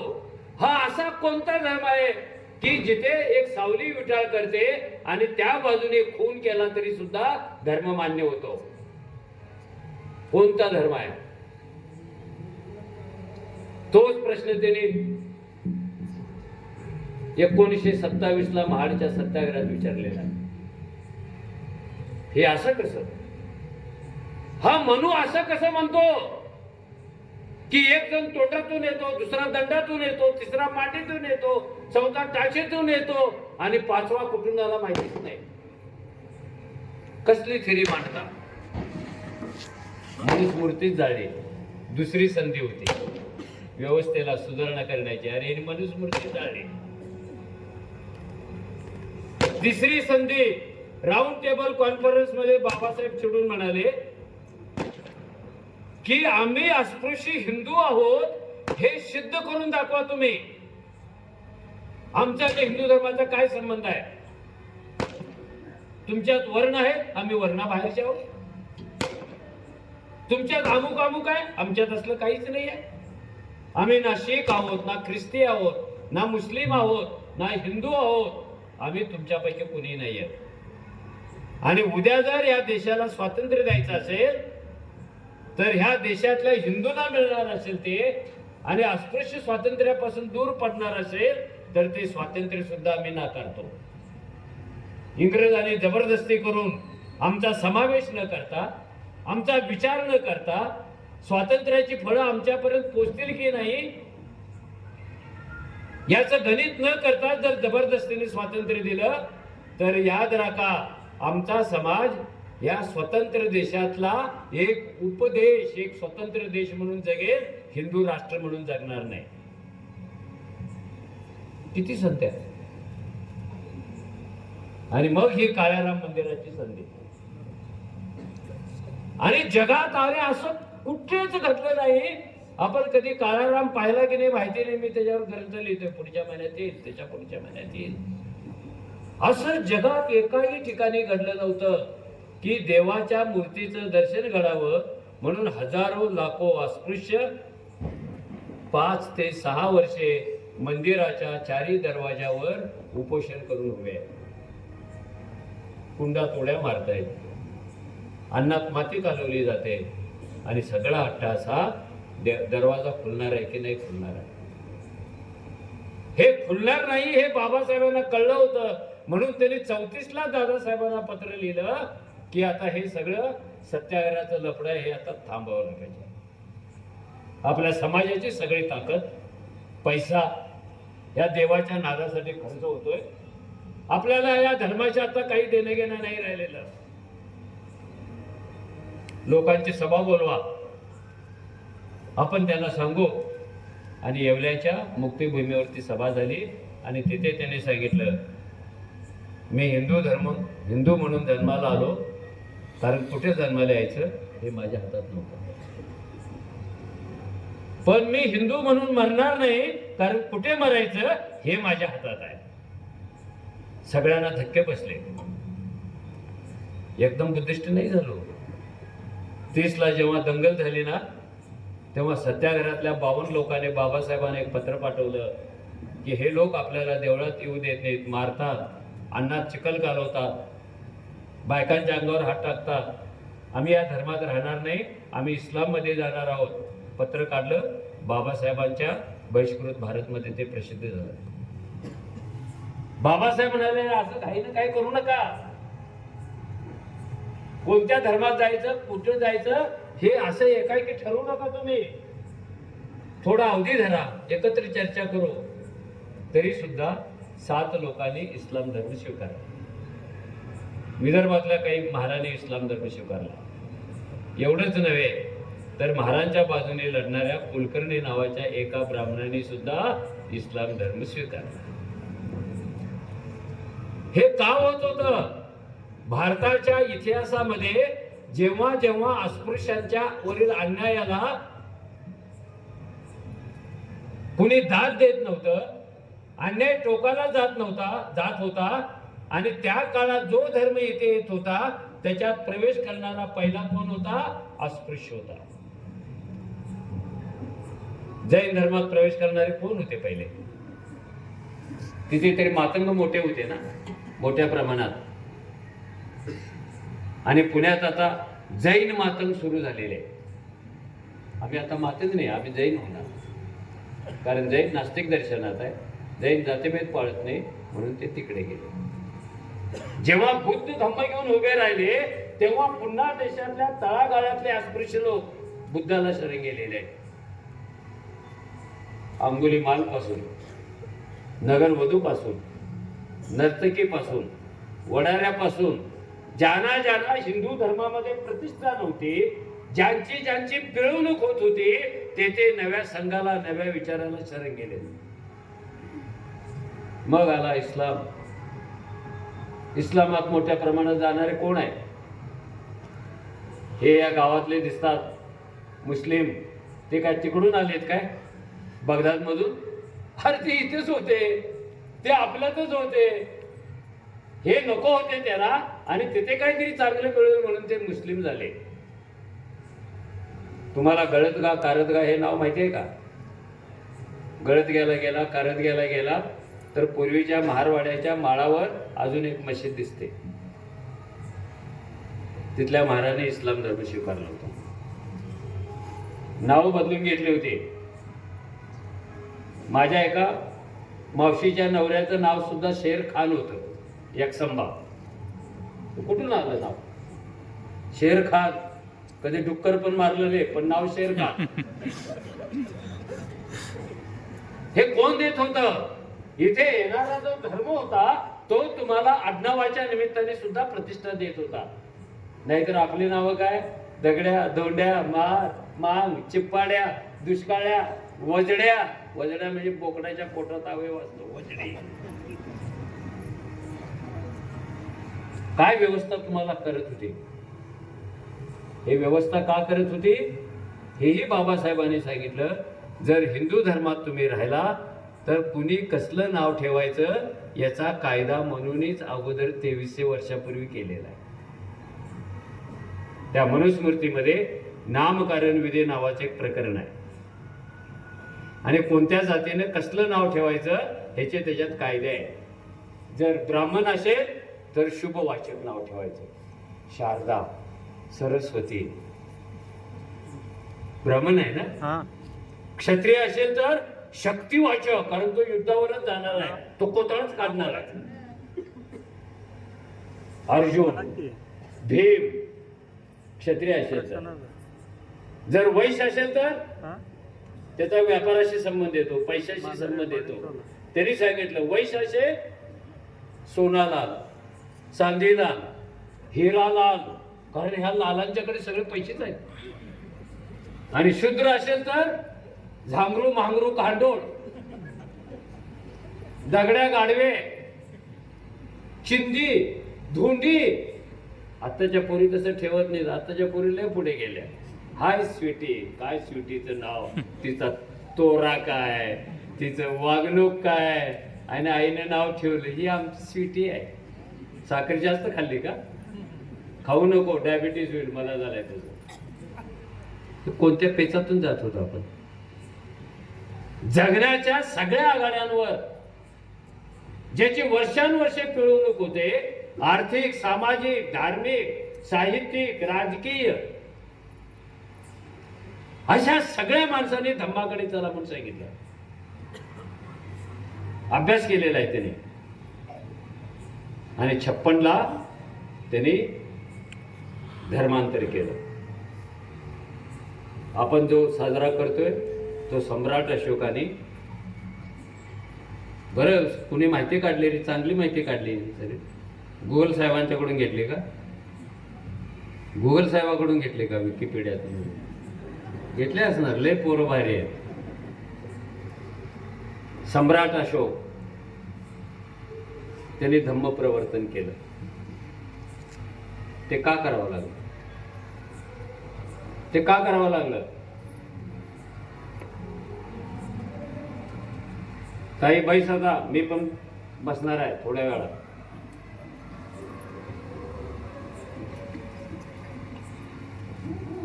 साखर बिकर डाऊन झाले ना तर तुम्ही शिरोळकर जबाबदार. कुणीच उठेणार.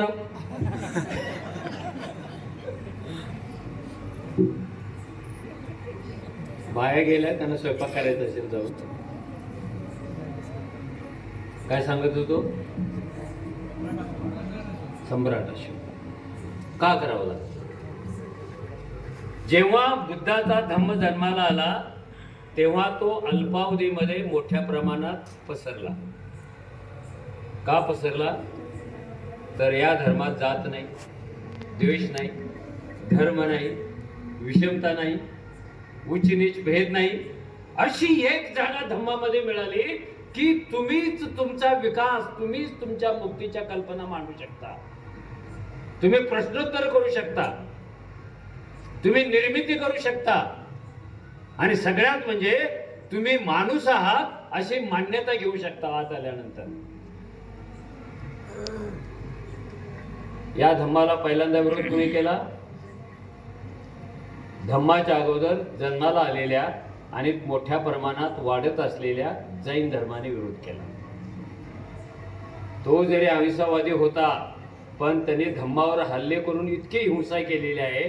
ते चंद्रगुप्त अशोकाच्या आजोबाच्या काळापर्यंत चाललं. चंद्रगुप्त मौर्य कोण होता धर्माने? कोण होता? जैन.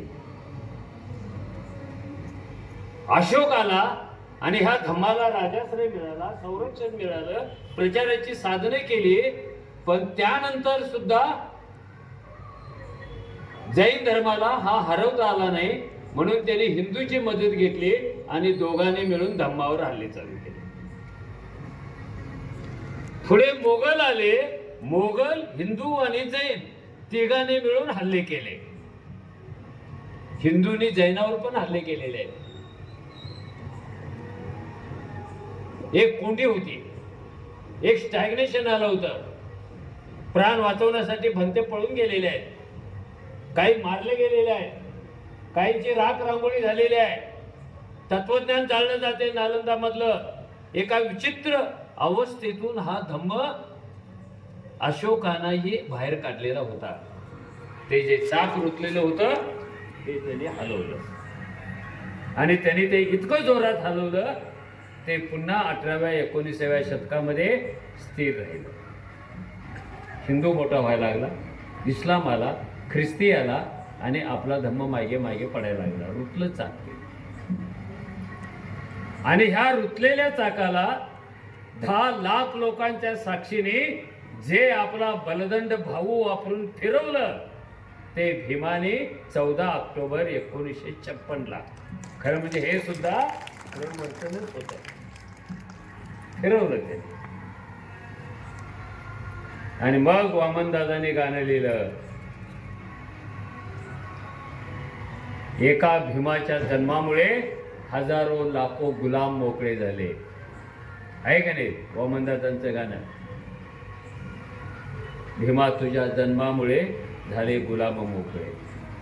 ही प्रक्रिया चालू राहणार आहे. पुन्हा तुमच्यावर आता प्रश्न आलेला आहे की 24ला हिंदू राष्ट्र झाल्यानंतर तुम्ही काय करणार. तुमचं ऐक्य असायला पाहिजे. तुम्ही पुन्हा पुन्हा स्वतःची चिकित्सा केली पाहिजे. बाबासाहेबांना भारत बौद्धमय करायचा होता आणि 56 नंतर आतापर्यंत आपण कुणाला बौद्धमय केलेला आहे. हिंमत असेल तर प्रश्न विचारा, कुणाला बौद्ध केलं प्रामुख्याने महाराष्ट्रात? कुणाला बौद्धमय केलं? महाराणे केलं. मांग काही येत नाही. तुम्ही भारतमय कसं होणार? आपलं अपवादावर बोलत नाही आपण. तसं मी पण एका मातंगाला केले. मी 4 आदिवासी पोरं दत्त घेतलेले आहेत नाशिकला. या तुम्हाला दाखवतो. मी आंधळी पोरगी दत्त घेतलेली आहे, सोलापूरची, तिला नोकरी लागली. मी परभणीचा आंधळा पोरगा दत्त घेतलाय, तो स्पर्धा परीक्षा पास आउट होऊन गेला. हे आपलं अपवादाच्या पातळीवर असतं. इन जनरल मांग काय येत नाही, सांबार काय येत नाही, भंगी काय येत नाही, भटके काय येत नाहीत, ओबीसी काय येत नाहीत. कारण ओबीसी सुद्धा मनुस्मृतीनुसार शूद्र आहेत. तुम्ही कुणबी जरी असला शूद्र आहे, तुम्ही माळी असला शूद्र आहे. कारण त्या मनुस्मृतीतच लिहिले ना, ब्राह्मण क्षत्रिय वैश्य वगळता बाकीचे शूद्र आहेत. आणि मग आपली कुठेतरी कॅटेगरी तयार करायची होती म्हणून आपल्याला नाव दिलं हे अतिशूद्र आहे. म्हणजे आपल्या डोक्यावर कोण आहे? शूद्रपण आहे, जो आपल्याला वरून पाणी वाढतो. तो धम्मा झाला तर भारत बौद्धमय होणार. त्यामुळे आता जाणतेपणाने बाबासाहेबांचं स्वप्न पूर्ण करण्यासाठी आपण काय करणार, हे भारतमय कसं करणार. मग आपल्यातले काही टगे काय म्हणतात माहितीये का, ते बाबासाहेबांच्या काळातच बौद्धमय झाला हो भारत. कसं झाला? मग ते अशोक चक्र नाही का आलं बौद्धमय. मग तिकडे ते चक्राचं चिन्ह नाही का आलं बौद्धमय. ही पळवाट झाली, हे पराभवाला सुशोभित करणं झालं. आणि शेवटचा मुद्दा मी ज्याला टच करून सोडला होता की धर्मांतर स्वीकारल्यानंतर 2 गोष्टी व्हायला पाहिजे. एक, आपल्या आतल्या जगात जे तुम्हाला पाहता आलं नाही आणि विपश्यनेला जाऊन सुद्धा तुम्ही पाहू शकला नाही. विपश्यना ही तुम्हाला आतल्या जगात जाण्यासाठीची एक शिडी आहे. त्या शिडीतून तुम्ही आतल्या जगात जाता आणि आतल्या जगात गेल्यानंतर आपली चिकित्सा करता बरं वाईट. जे अनवॉन्टेड आहे ते फेकून देता, जे वॉन्टेड आहे ते बाहेर काढता.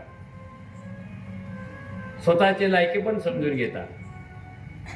मी का तरंगतोय असं पण समजून घेऊ शकता. ही क्रांती झाली पाहिजे. धम्म घेतल्यानंतर तुमच्या आतली रंध्राना फुलं आली पाहिजे, भावनांना फुलं आली पाहिजे. तुमच्या धमन्यातून वाहणाऱ्या रक्ताचे असे लोट तयार झाले पाहिजे आणि जुनी व्यवस्था त्याने खलास करून टाकली पाहिजे. हे आतल्या जगामध्ये ते होतच नाही. आम्ही बुद्धाची जयंती पण करतो आणि आम्ही मरगुबाईची पण पूजा करतो. यांना चौकात धरून पडवायला पाहिजे. हे जे कोण आहेत पेइंग टू सोसायटी म्हणणारे, अरे कोणताही माणूस एकाच वेळेला दोन्ही दरडीवर पाय ठेवून चालू शकत नाही. त्याचा प्रवास सुरू होत नाही. प्रवास सुरू करायचा असेल तर एका दरडीवरून चालायला शिका. हे कसं काय होतं? जे बाबासाहेब फेकायला सांगतात, जे बुद्ध फेकायला सांगतात, त्याच्यात तुमचा जीव का अडकतो?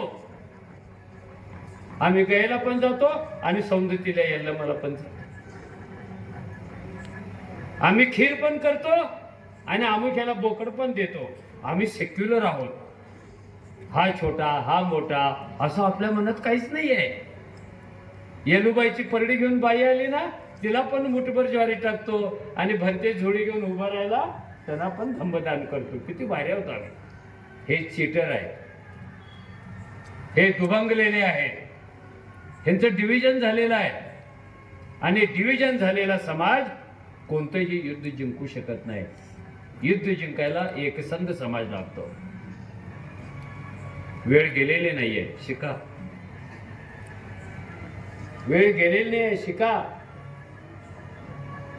धम्माला चुकून सुद्धा धर्म म्हणू नका, कारण इथे व्रतवैकल्य काहीच नाहीये. इथे तुम्हाला कुणीही आमिष दाखवत नाहीये. आमिष ते दाखवतात, बोकड कापला लग्न होणार, शिळी कापली बायको पळून जाणार, ते गॅरंटी देत आहे. बुद्ध देतो काय गॅरंटी अशी? पण तुम्ही गॅरंटी मागायला चालला. सोलापूरमध्ये तर आपल्या बायांना बुद्ध जयंतीला बुद्धाच्या पुतळ्यासमोर पुरणपोळ्या घेऊन चालले. इकडे बघू आहे का? कदाचित मी येणार असल्यामुळे हा ठोकणार असं वाटलं असेल कोणाला. हे काय चाललं? गणपती 9 दिवस बसवतात म्हणून सोलापूरमध्ये बाबासाहेबांची मूर्ती 9 दिवस बसवतात. कधी मागितली होती बुद्धांनी पुरणपोळी? अरे तुम्ही दुर्बल आहात, तुम्ही भ्याड आहात, तुमच्याकडे ताकद नाही. पुरणपोळी दिल्यानंतर तुमचं लेकरू काय बुद्ध होणार आहे का? तुम्ही किती नाव ठेवा शेंबड्या पोराचं बुद्ध म्हणून, होणार नाही ते. कारण तुम्ही दुभंगलेला. हे दुभंग पण बंद करा. ते तुम्हाला माफ नाही करणार.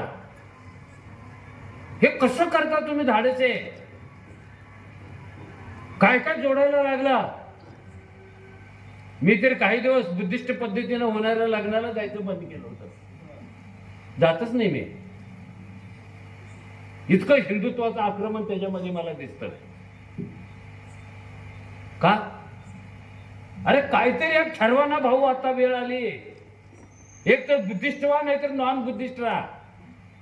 गळ्यात बांधा मडकं, फिरा बोंबलत गावात जुनी मेलेली जनावर ओढून पाडून का. धम्म असा आहे, तो फुकटात मिळत नाही, त्याची किंमत चुकवावी लागते. आणि धर्म असा आहे, तो फुकटात मिळतो. जय हो म्हटले की तुम्ही त्या धर्माचे होता. अरे आपला धर्म किती श्रेष्ठ आहे राव. तो काय सेलमध्ये मांडलाय कोणी? आतून बदलून घ्या,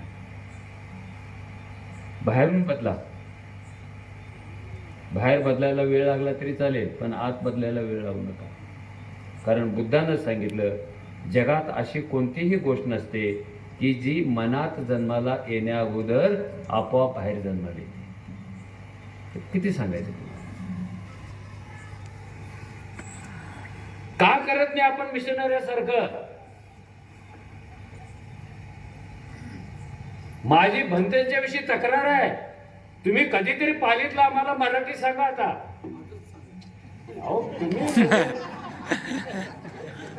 तुम्ही म्हणजे तुम्ही नव्हे, भंते संघ. पानाने पाता वेर म्हणे शिक्का पदम समाधी आम्ही साधू साधू साधू. क्या होता है ये होता है क्या साधु? ये चिवर पहनने वाला साधु है या साधु का कोई और मतलब है? साधु म्हणजे मान्यता. अरे कळत नाही राव लोक. ते बायबल मराठीमध्ये आणतात, ते कुराण मराठीमध्ये आणतात, त्यांच्या प्रार्थना मराठीमध्ये आणतात. तुम्ही आपल्या प्रार्थना आता गावोगाव मराठीमध्ये करायला लागा. काय मदत लागली ना तर मी सगळ्यात पुढं आहे ती करायला. म्हणजे मी भाषणच देतो, माझ्याकडे पैसे नाही आहेत. हीच मदत आहे. बौद्धमय करायचं आहे की नाही भारत? कुछ खोने का है, कुछ करने का है. आपण प्रतीक काय काय वापरायला लागलो. आणि आपणच हिंदुत्वाकडे चाललो असं सांगू नका तुम्ही. तुम्हाला माहिती आहे का, भंतेनं माहिती असेल की महाराष्ट्रात RSSने भंतेंची एक स्वतंत्र संघटना बांधलेली आहे. माहिती आहे कुणाला? मी रिपोर्टिंग केलेलं आहे त्या अधिवेशनाचं दिंडोरीला. राष्ट्रीय स्वयंसेवक संघ प्रणित बनते संघटन. कसं बनवायचं भारत बौद्ध महासभा? कसा बनवायचा? मी पालीचा विरोधक नाही आहे. सगळ्यांना पाली शिकावं, मोफत शिकवावं, घरोघर जाऊन शिकवावं. अरे पण ज्याला पाली येतच नाही त्यांनी पालीतून बुद्ध कसा समजून घ्यायचा? कुणाला येतं? मी मगाशी म्हणालो, हे बुद्धम शरणम, बुद्धाला शरण जातो का? हे बुद्ध असलं काही नाहीये. एक विचार आहे, एक उजेड आहे, एक कणखर प्रकाश आहे, एक ज्ञानाचं पुंज काय त्याला शरण जातो आपण. हे सांगणार कोण आपल्याला? मानसिक गुलामी पत्करणारा समाज वर्तमानाने भविष्यात कधी बंड करू शकत नाही, कधी विद्रोह करू शकत नाही.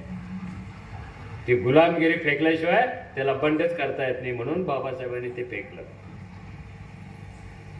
इतकी मोठी परंपरा ना बुद्धाची, भीमाची कुठल्या समाजाला, कुठल्या देशाला आहे, कुठल्या माणसाला आहे? ह्या परंपरेचं गांभीर्याने घ्यायला पाहिजे. प्रतीकातून बाहेर पडा. आमच्याकडे नाशिकला आता आज धम्मचक्र प्रवर्तन दिन, एवढी प्लास्टिकची आपट्याची पाने घेऊन जातात. कारण मूळ झाडं आपट्याची संपली, मेली. अरे तुम्हाला कोणी धंदा सांगितला दसऱ्याला आपट्याची पानं वाटायचे? पण आपले लोक जातात. त्यांनी पुरणपोळ्या केल्या, आपण खीर करा. त्यांनी बोकड कापला, आपण कोंबडा कापा. त्यांनी पूजेला बोलवलं, आपण पूजेला व्या. त्यांच्या अंगात येतं, आपल्या अंगात येतं. मी तुमचा आहे आणि तुम्ही माझे आहात. म्हणून मला सांगायला कधी कधी लाज वाटते. 25 वर्षापूर्वी नागपूर जवळच्या एका गावात काही बायकांच्या अंगात बुद्ध आणि भीम येत होता. कोणत्या बौद्धमय भारताची गोष्ट चालली इथे. आणि कुणाला काही वाटत कसं नाही राव? अरे मी नाशिकहून बोंबलत गेलो ते शोधायला. हे वाटत कसं नाही? धम्म ही व्यक्तिगत ऍक्टिव्हिटी नाही आहे, ती समूहासाठीची ऍक्टिव्हिटी आहे.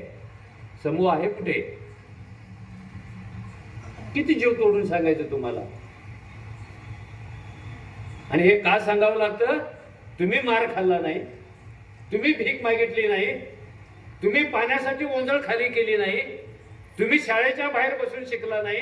आणि हे सगळं न करता बाबासाहेबांनी एके दिवशी तुमच्या पदरात इतकं भरभरून टाकलं ना की त्याची किंमतच समजेना आपल्याला. किंमतच समजेना आपल्याला ते. अरे कधीतरी लक्षात घ्या, बाबासाहेबांनी तुम्हाला 52 मतदानाचा अधिकार दिला. इंग्लंडमध्ये कधी मिळाला? अमेरिकेत किती मिळाला? जे अचूती मिळते ना त्याची किंमत नाही कळत लोकांना. आज सुधारणा होईल, उद्या सुधारणा होईल असं गृहीत धरले बाबासाहेबांनी. प्रास्ताविक करताना कुणीतरी सांगत होतं, अजून आपले लोक कविताच केली त्यांनी, तिकडे पण आहेत आणि इकडे पण आहेत. हे होणार अजून काही दिवस. 5-10 वर्षाची गुलामगिरी धर्माच्या, देवाच्या, परंपरांच्या, संस्कृतीच्या नावाने गच्च केलेली. तुम्ही अशी अपेक्षा करू नका ते 75 वर्षात एकदम गळून पडेल. गंज खूप लागलेला आहे. नकाना खरडलं तरी संपत नाही, चाकूने खरडलं तरी संपत नाही. गंज जुना झालेला. मसोबा इतका जुना झालेला आहे की 2000 वर्षे त्याच्यावर नुसता शेंदूर लावताय. त्यामुळे पहिला शेंदूर लावणारा कोण हे आता कळत नाहीये. धीर धरायला पाहिजे, प्रबोधन करायला पाहिजे, शिक्षण द्यायला पाहिजे. आणि मी कुणीतरी स्वतंत्र बुद्ध भीमाचा चेला आहे, लेकरू आहे अशा भावनेने आपण जगायला पाहिजे. प्रतीक करू नका. प्रतीक विचाराला मारतात. प्रतीकाचं आवरण विचारावर जातं, विचार खाली जातो आणि वर शेंदूर राहतो. शेंद्रापासून सावध, प्रतीकापासून सावध. आपण हिंदूच होतो हे म्हणण्यापासून सावध. कधीतरी राऊंड टेबल कॉन्फरन्स मधलं भाषण वाचा, तुम्ही कोण होता. हु वेर शुद्राज हे पुस्तक पण त्याने लिहायचं आणि आपण सांगायचं आमचं आणि त्यांचं काहीतरी नातं आहे. दोन्ही दरडीवरचा प्रवास बंद करा प्लीज. ही जी आपल्या जीवनामध्ये सुरू झालेली प्रदूषणाची लाट, भ्रष्टाचाराची, अनैतिकतेची, नंग्याला प्रतिष्ठा देण्याची, भूकबळी दुर्लक्षित करण्याची ही लाट का चालू झाली? आपल्या संविधानाला धोका तयार झाला म्हणून. नाव संविधानाचं घ्यायचं आणि भलतच करत जायचं, कारण आवाज उठवणारा वर्ग मध्यम वर्गात गेला. आवाज कोण उठवणार? थोडं मागं बघून बघा, खैरलांजी झालं होतं तेव्हा काय होतं. थोडं मागं वळून बघा, नामांतराच्या काळामध्ये काय होतं. पण ती पिढी गेली ना आता. दोन देणारी दोन घेणारी पिढी गेलेली आहे. काय आपल्याला सामाजिक प्रतिष्ठा आहे? तुमचं आडनाव बघून जात शोधतात. जैबी म्हटलाय की जात शोधतात. तुमच्या घरातला फोटो पाहून जात शोधतात. नव्या रूपाने ह्या जातीवादाची भूत आपल्या घराभोवती फिरायला लागलेली आहेत.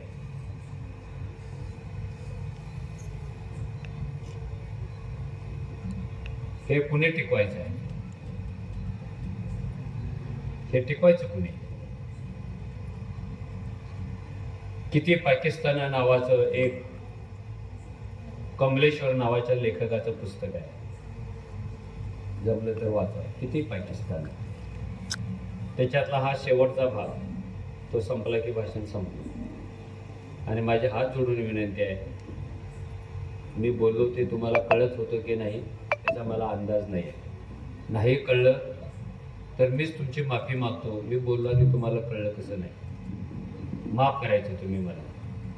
दोष तुमचा नाही, दोष माझा आहे. तुम्हाला कळणार नाही असं काही पूर्वी गेलं असेल माझ्याकडून तर तुम्ही आपल्या लेकराला माफ करायचं आहे.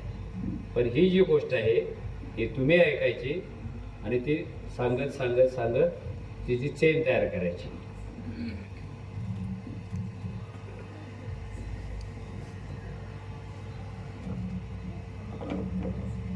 किती वाजले?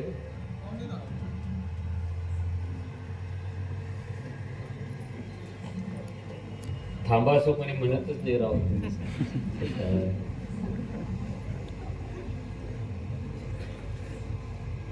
शिरोळचा बॅकलॉग खूप साचलेला होता.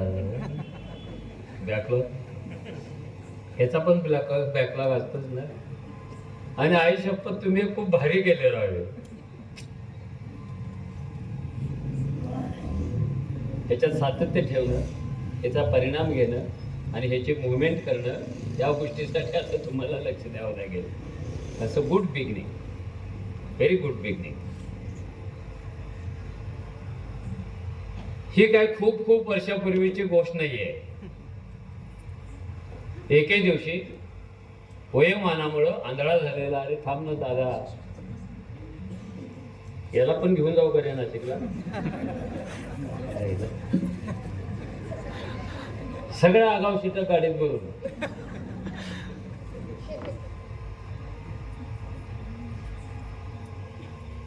बोलतो की दादा, किती हसतो गड्या. आणि बुद्ध हसला हे पण सांगणार आहे आता. बुद्ध कधी हसतो आणि हा कधी हसतो. कबीर म्हातारा झाला होता, दोन्ही डोळ्यांनी आंधळा झाला होता.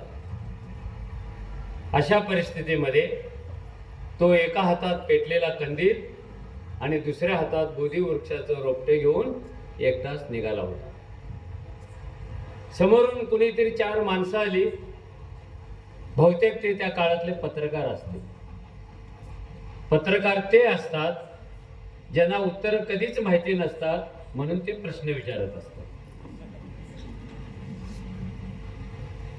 ज्याला उत्तर कधीच सापडत नाही तो पहिल्यांदा पत्रकार होतो आणि तो दुसऱ्याला विचारतो, हे कधी सुटणार, ते कधी सुटणार, हिंदुत्वाचं काय होणार, एका दिवसात 6 सभा, खरा हिंदू. अरे तुझं तू सांग ना अभ्यास करून, पण तो करत नाही, ते दुसऱ्याला विचारतो.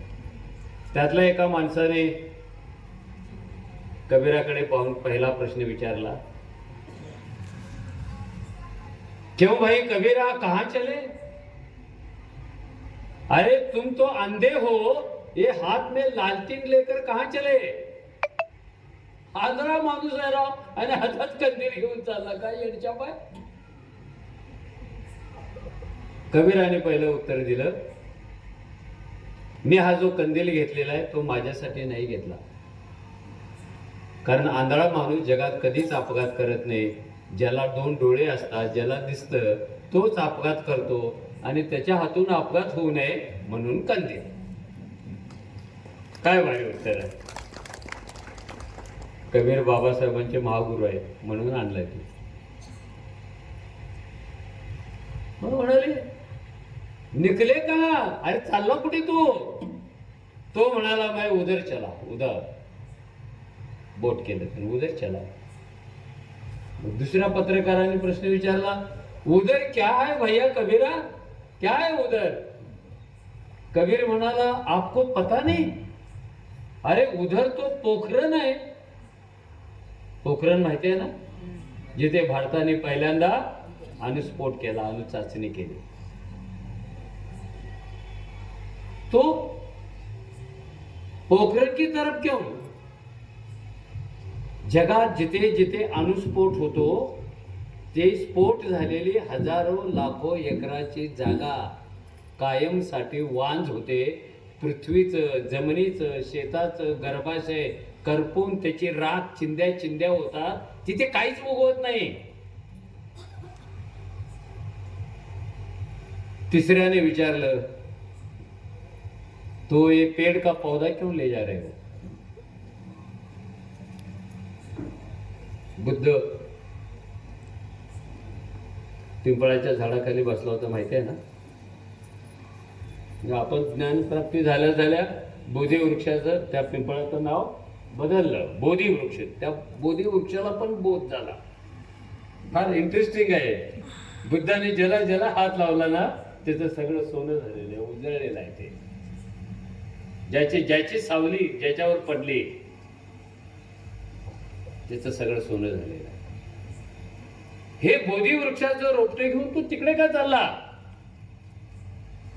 तर कबीर म्हणाला, भैया आपको तो पता होना चाहिए,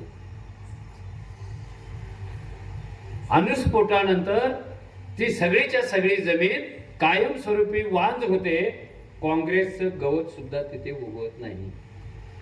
काँग्रेस म्हणजे सोनिया गांधीची नव्हे. गाजर गवताला इंग्रजीमध्ये काँग्रेस म्हणतात. जे संख्येनं प्रचंड असतं त्याला काँग्रेस म्हणतात. संपलं. संख्येने प्रचंड काँग्रेस सारखं उगवलंय म्हणतो आपण. आणि काँग्रेस कुठे पण उगवतं जर वाटलं तर ते झाडाखाली, ते उकिरड्यात, ते शेतात, ते बांधावर, आणि जे कुठे पण उगवतं ते काँग्रेस असतं. राजकीय अर्थ घ्यायचा नाही, कारण आपला काही पक्ष नाही राहत. आपण खूप वर्ष वाट बघत होतो, कुठला तरी एक मायकाला येईल, मला पक्षात घेईल, पण ते काही जमेणार. जमणार एक दिवस. बाबासाहेबांचं संविधान जोपर्यंत आपल्या हातात आहे ना, तोपर्यंत ते जमणार. नाही जमलं तर आपण चौकात अडवणार. बंद कर चारोळी. कशाला जातो? एकनाथ शिंदेच्या शिवसेनेमध्ये आणि रमाईनगर मध्ये काय बोलत होता, ऐकलं ना कानाने भाषण. जातीवाद्यांच्या मुंडी दातात पकडून त्यांचं रक्त घटा घटा पिन, असं भाषण करून सांगणारे आपले वाघवाले, सिंहवाले, लांडगेवाले सगळे नेते आता कोणाकडे आहेत ते सांगायची गरज नाही. पण हे बदलणार आहे. ज्याला प्रारंभ आहे त्याला शेवट आहे. बुद्धांनी सांगितलं. किती भारी भारी सांगितलं हो भक्तीजी. इथे काय भविष्य सांगायची गरज नाही. Where there is begin, there is an end. प्रारंभ आहे तो शेवट आहे. तर हे बोधी वृक्षाचं रोपटे जे आहे, मी तिथे घेऊन चाललो.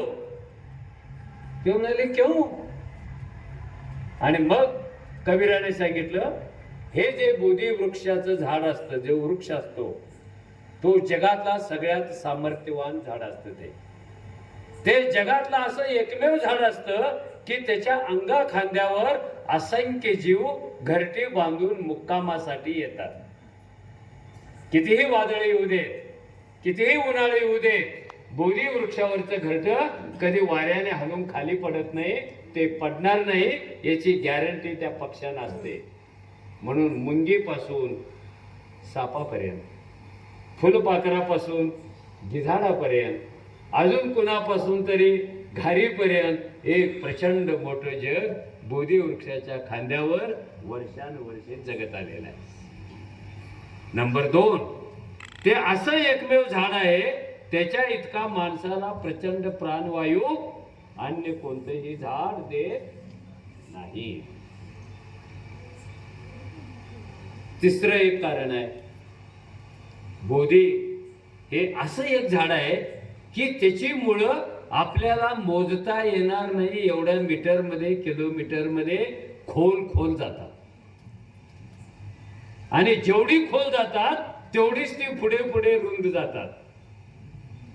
म्हणून ते झाड शेकडो वर्षे जगतं, हजारो वर्षे जगतं. कुणीही मायकालाल, कुणीही बिल्डर, कुणीही झाड तोडणारा, कुणीही दादा ते झाड उपटू शकत नाही. दीर्घायुषी झाड आहे. आणि शेवटचा मुद्दा, ही जी बोधी वृक्षाची मुळं अन्न पाण्याच्या शोधात निघतात. कुणी सांगावं, तुमच्या गावातल्या पिंपळाच्या झाडाचं एक मूळ पाण्याच्या शोधात आमच्या नाशिकला गोदावरीच्या काठावर आलेलं असेल. इतका लांब प्रवास करतात ते. आणि त्यांना काही सवलत नाही. महिलांना मोफत प्रवास, म्हाताऱ्यांना आणखीन मोफत प्रवास, काही सवलत नाही. आधार कार्ड पण नाही आहे. चल रही आहे जिंदगी. प्रचंड करतात ते. आणि ही जी मुळं आहेत, ह्या ज्या मुळांच्या मायक्रो फांद्या आहेत, त्या नुसत्याच पुढे आणि खोल जात नाहीत. तर प्रवासामध्ये जिथे जिथे पृथ्वीच्या गर्भाशयामध्ये बिघाड झालेला आहे, प्रदूषण झालेलं आहे, स्फोटामुळं, खतामुळं, दुर्गंधीमुळं, अजून कशामुळं, जिथे जिथे तिची गर्भाशयाची पिशवी फाटलेली आहे आणि ती दुर्गंधी प्रदूषित झालेली आहे, ते सगळं विष मुळं स्वतःमध्ये शोषून घेतात आणि त्या शेतीसाठी, त्या जमिनीसाठी पुन्हा एक सुंदर जग निर्माण करू शकतात. तिथे उगवण्याची शक्यता पुन्हा तयार होते. म्हणून बोधी वृक्ष लावायचा आहे. फिर भी क्या मैं पड़ा अकेला एक ही कबीरा, फिर भी अंधा. मी एकटा किती रोपं लावू शकतो? हे सामाजिक प्रदूषण मी एकटा किती नष्ट करू शकतो? मी किती खोल जाऊ शकतो एकटा? मी किती लांब रुंद जाऊ शकतो एकटा? मेरी विनती है, आप लोग इतने संख्या से बैठे हैं, ऐसा हुआ, असं झालं. इथे बसलेल्या प्रत्येक माणसाने खराब झालेल्या प्रदूषणामध्ये बोधी वृक्षाचं एक रोपटं लावलं आणि सगळा समाज प्रदूषणापासून मुक्त केला. राजकीय, सामाजिक, आर्थिक, धार्मिक. तर आपण बुद्धं शरणं गच्छामि म्हणण्याच्या जोरदार पात्रतेचे झालो. ते पात्रता तुम्हाला सगळ्यांना मिळावी अशी मी विनंती करतो आणि थांबतो. धन्यवाद.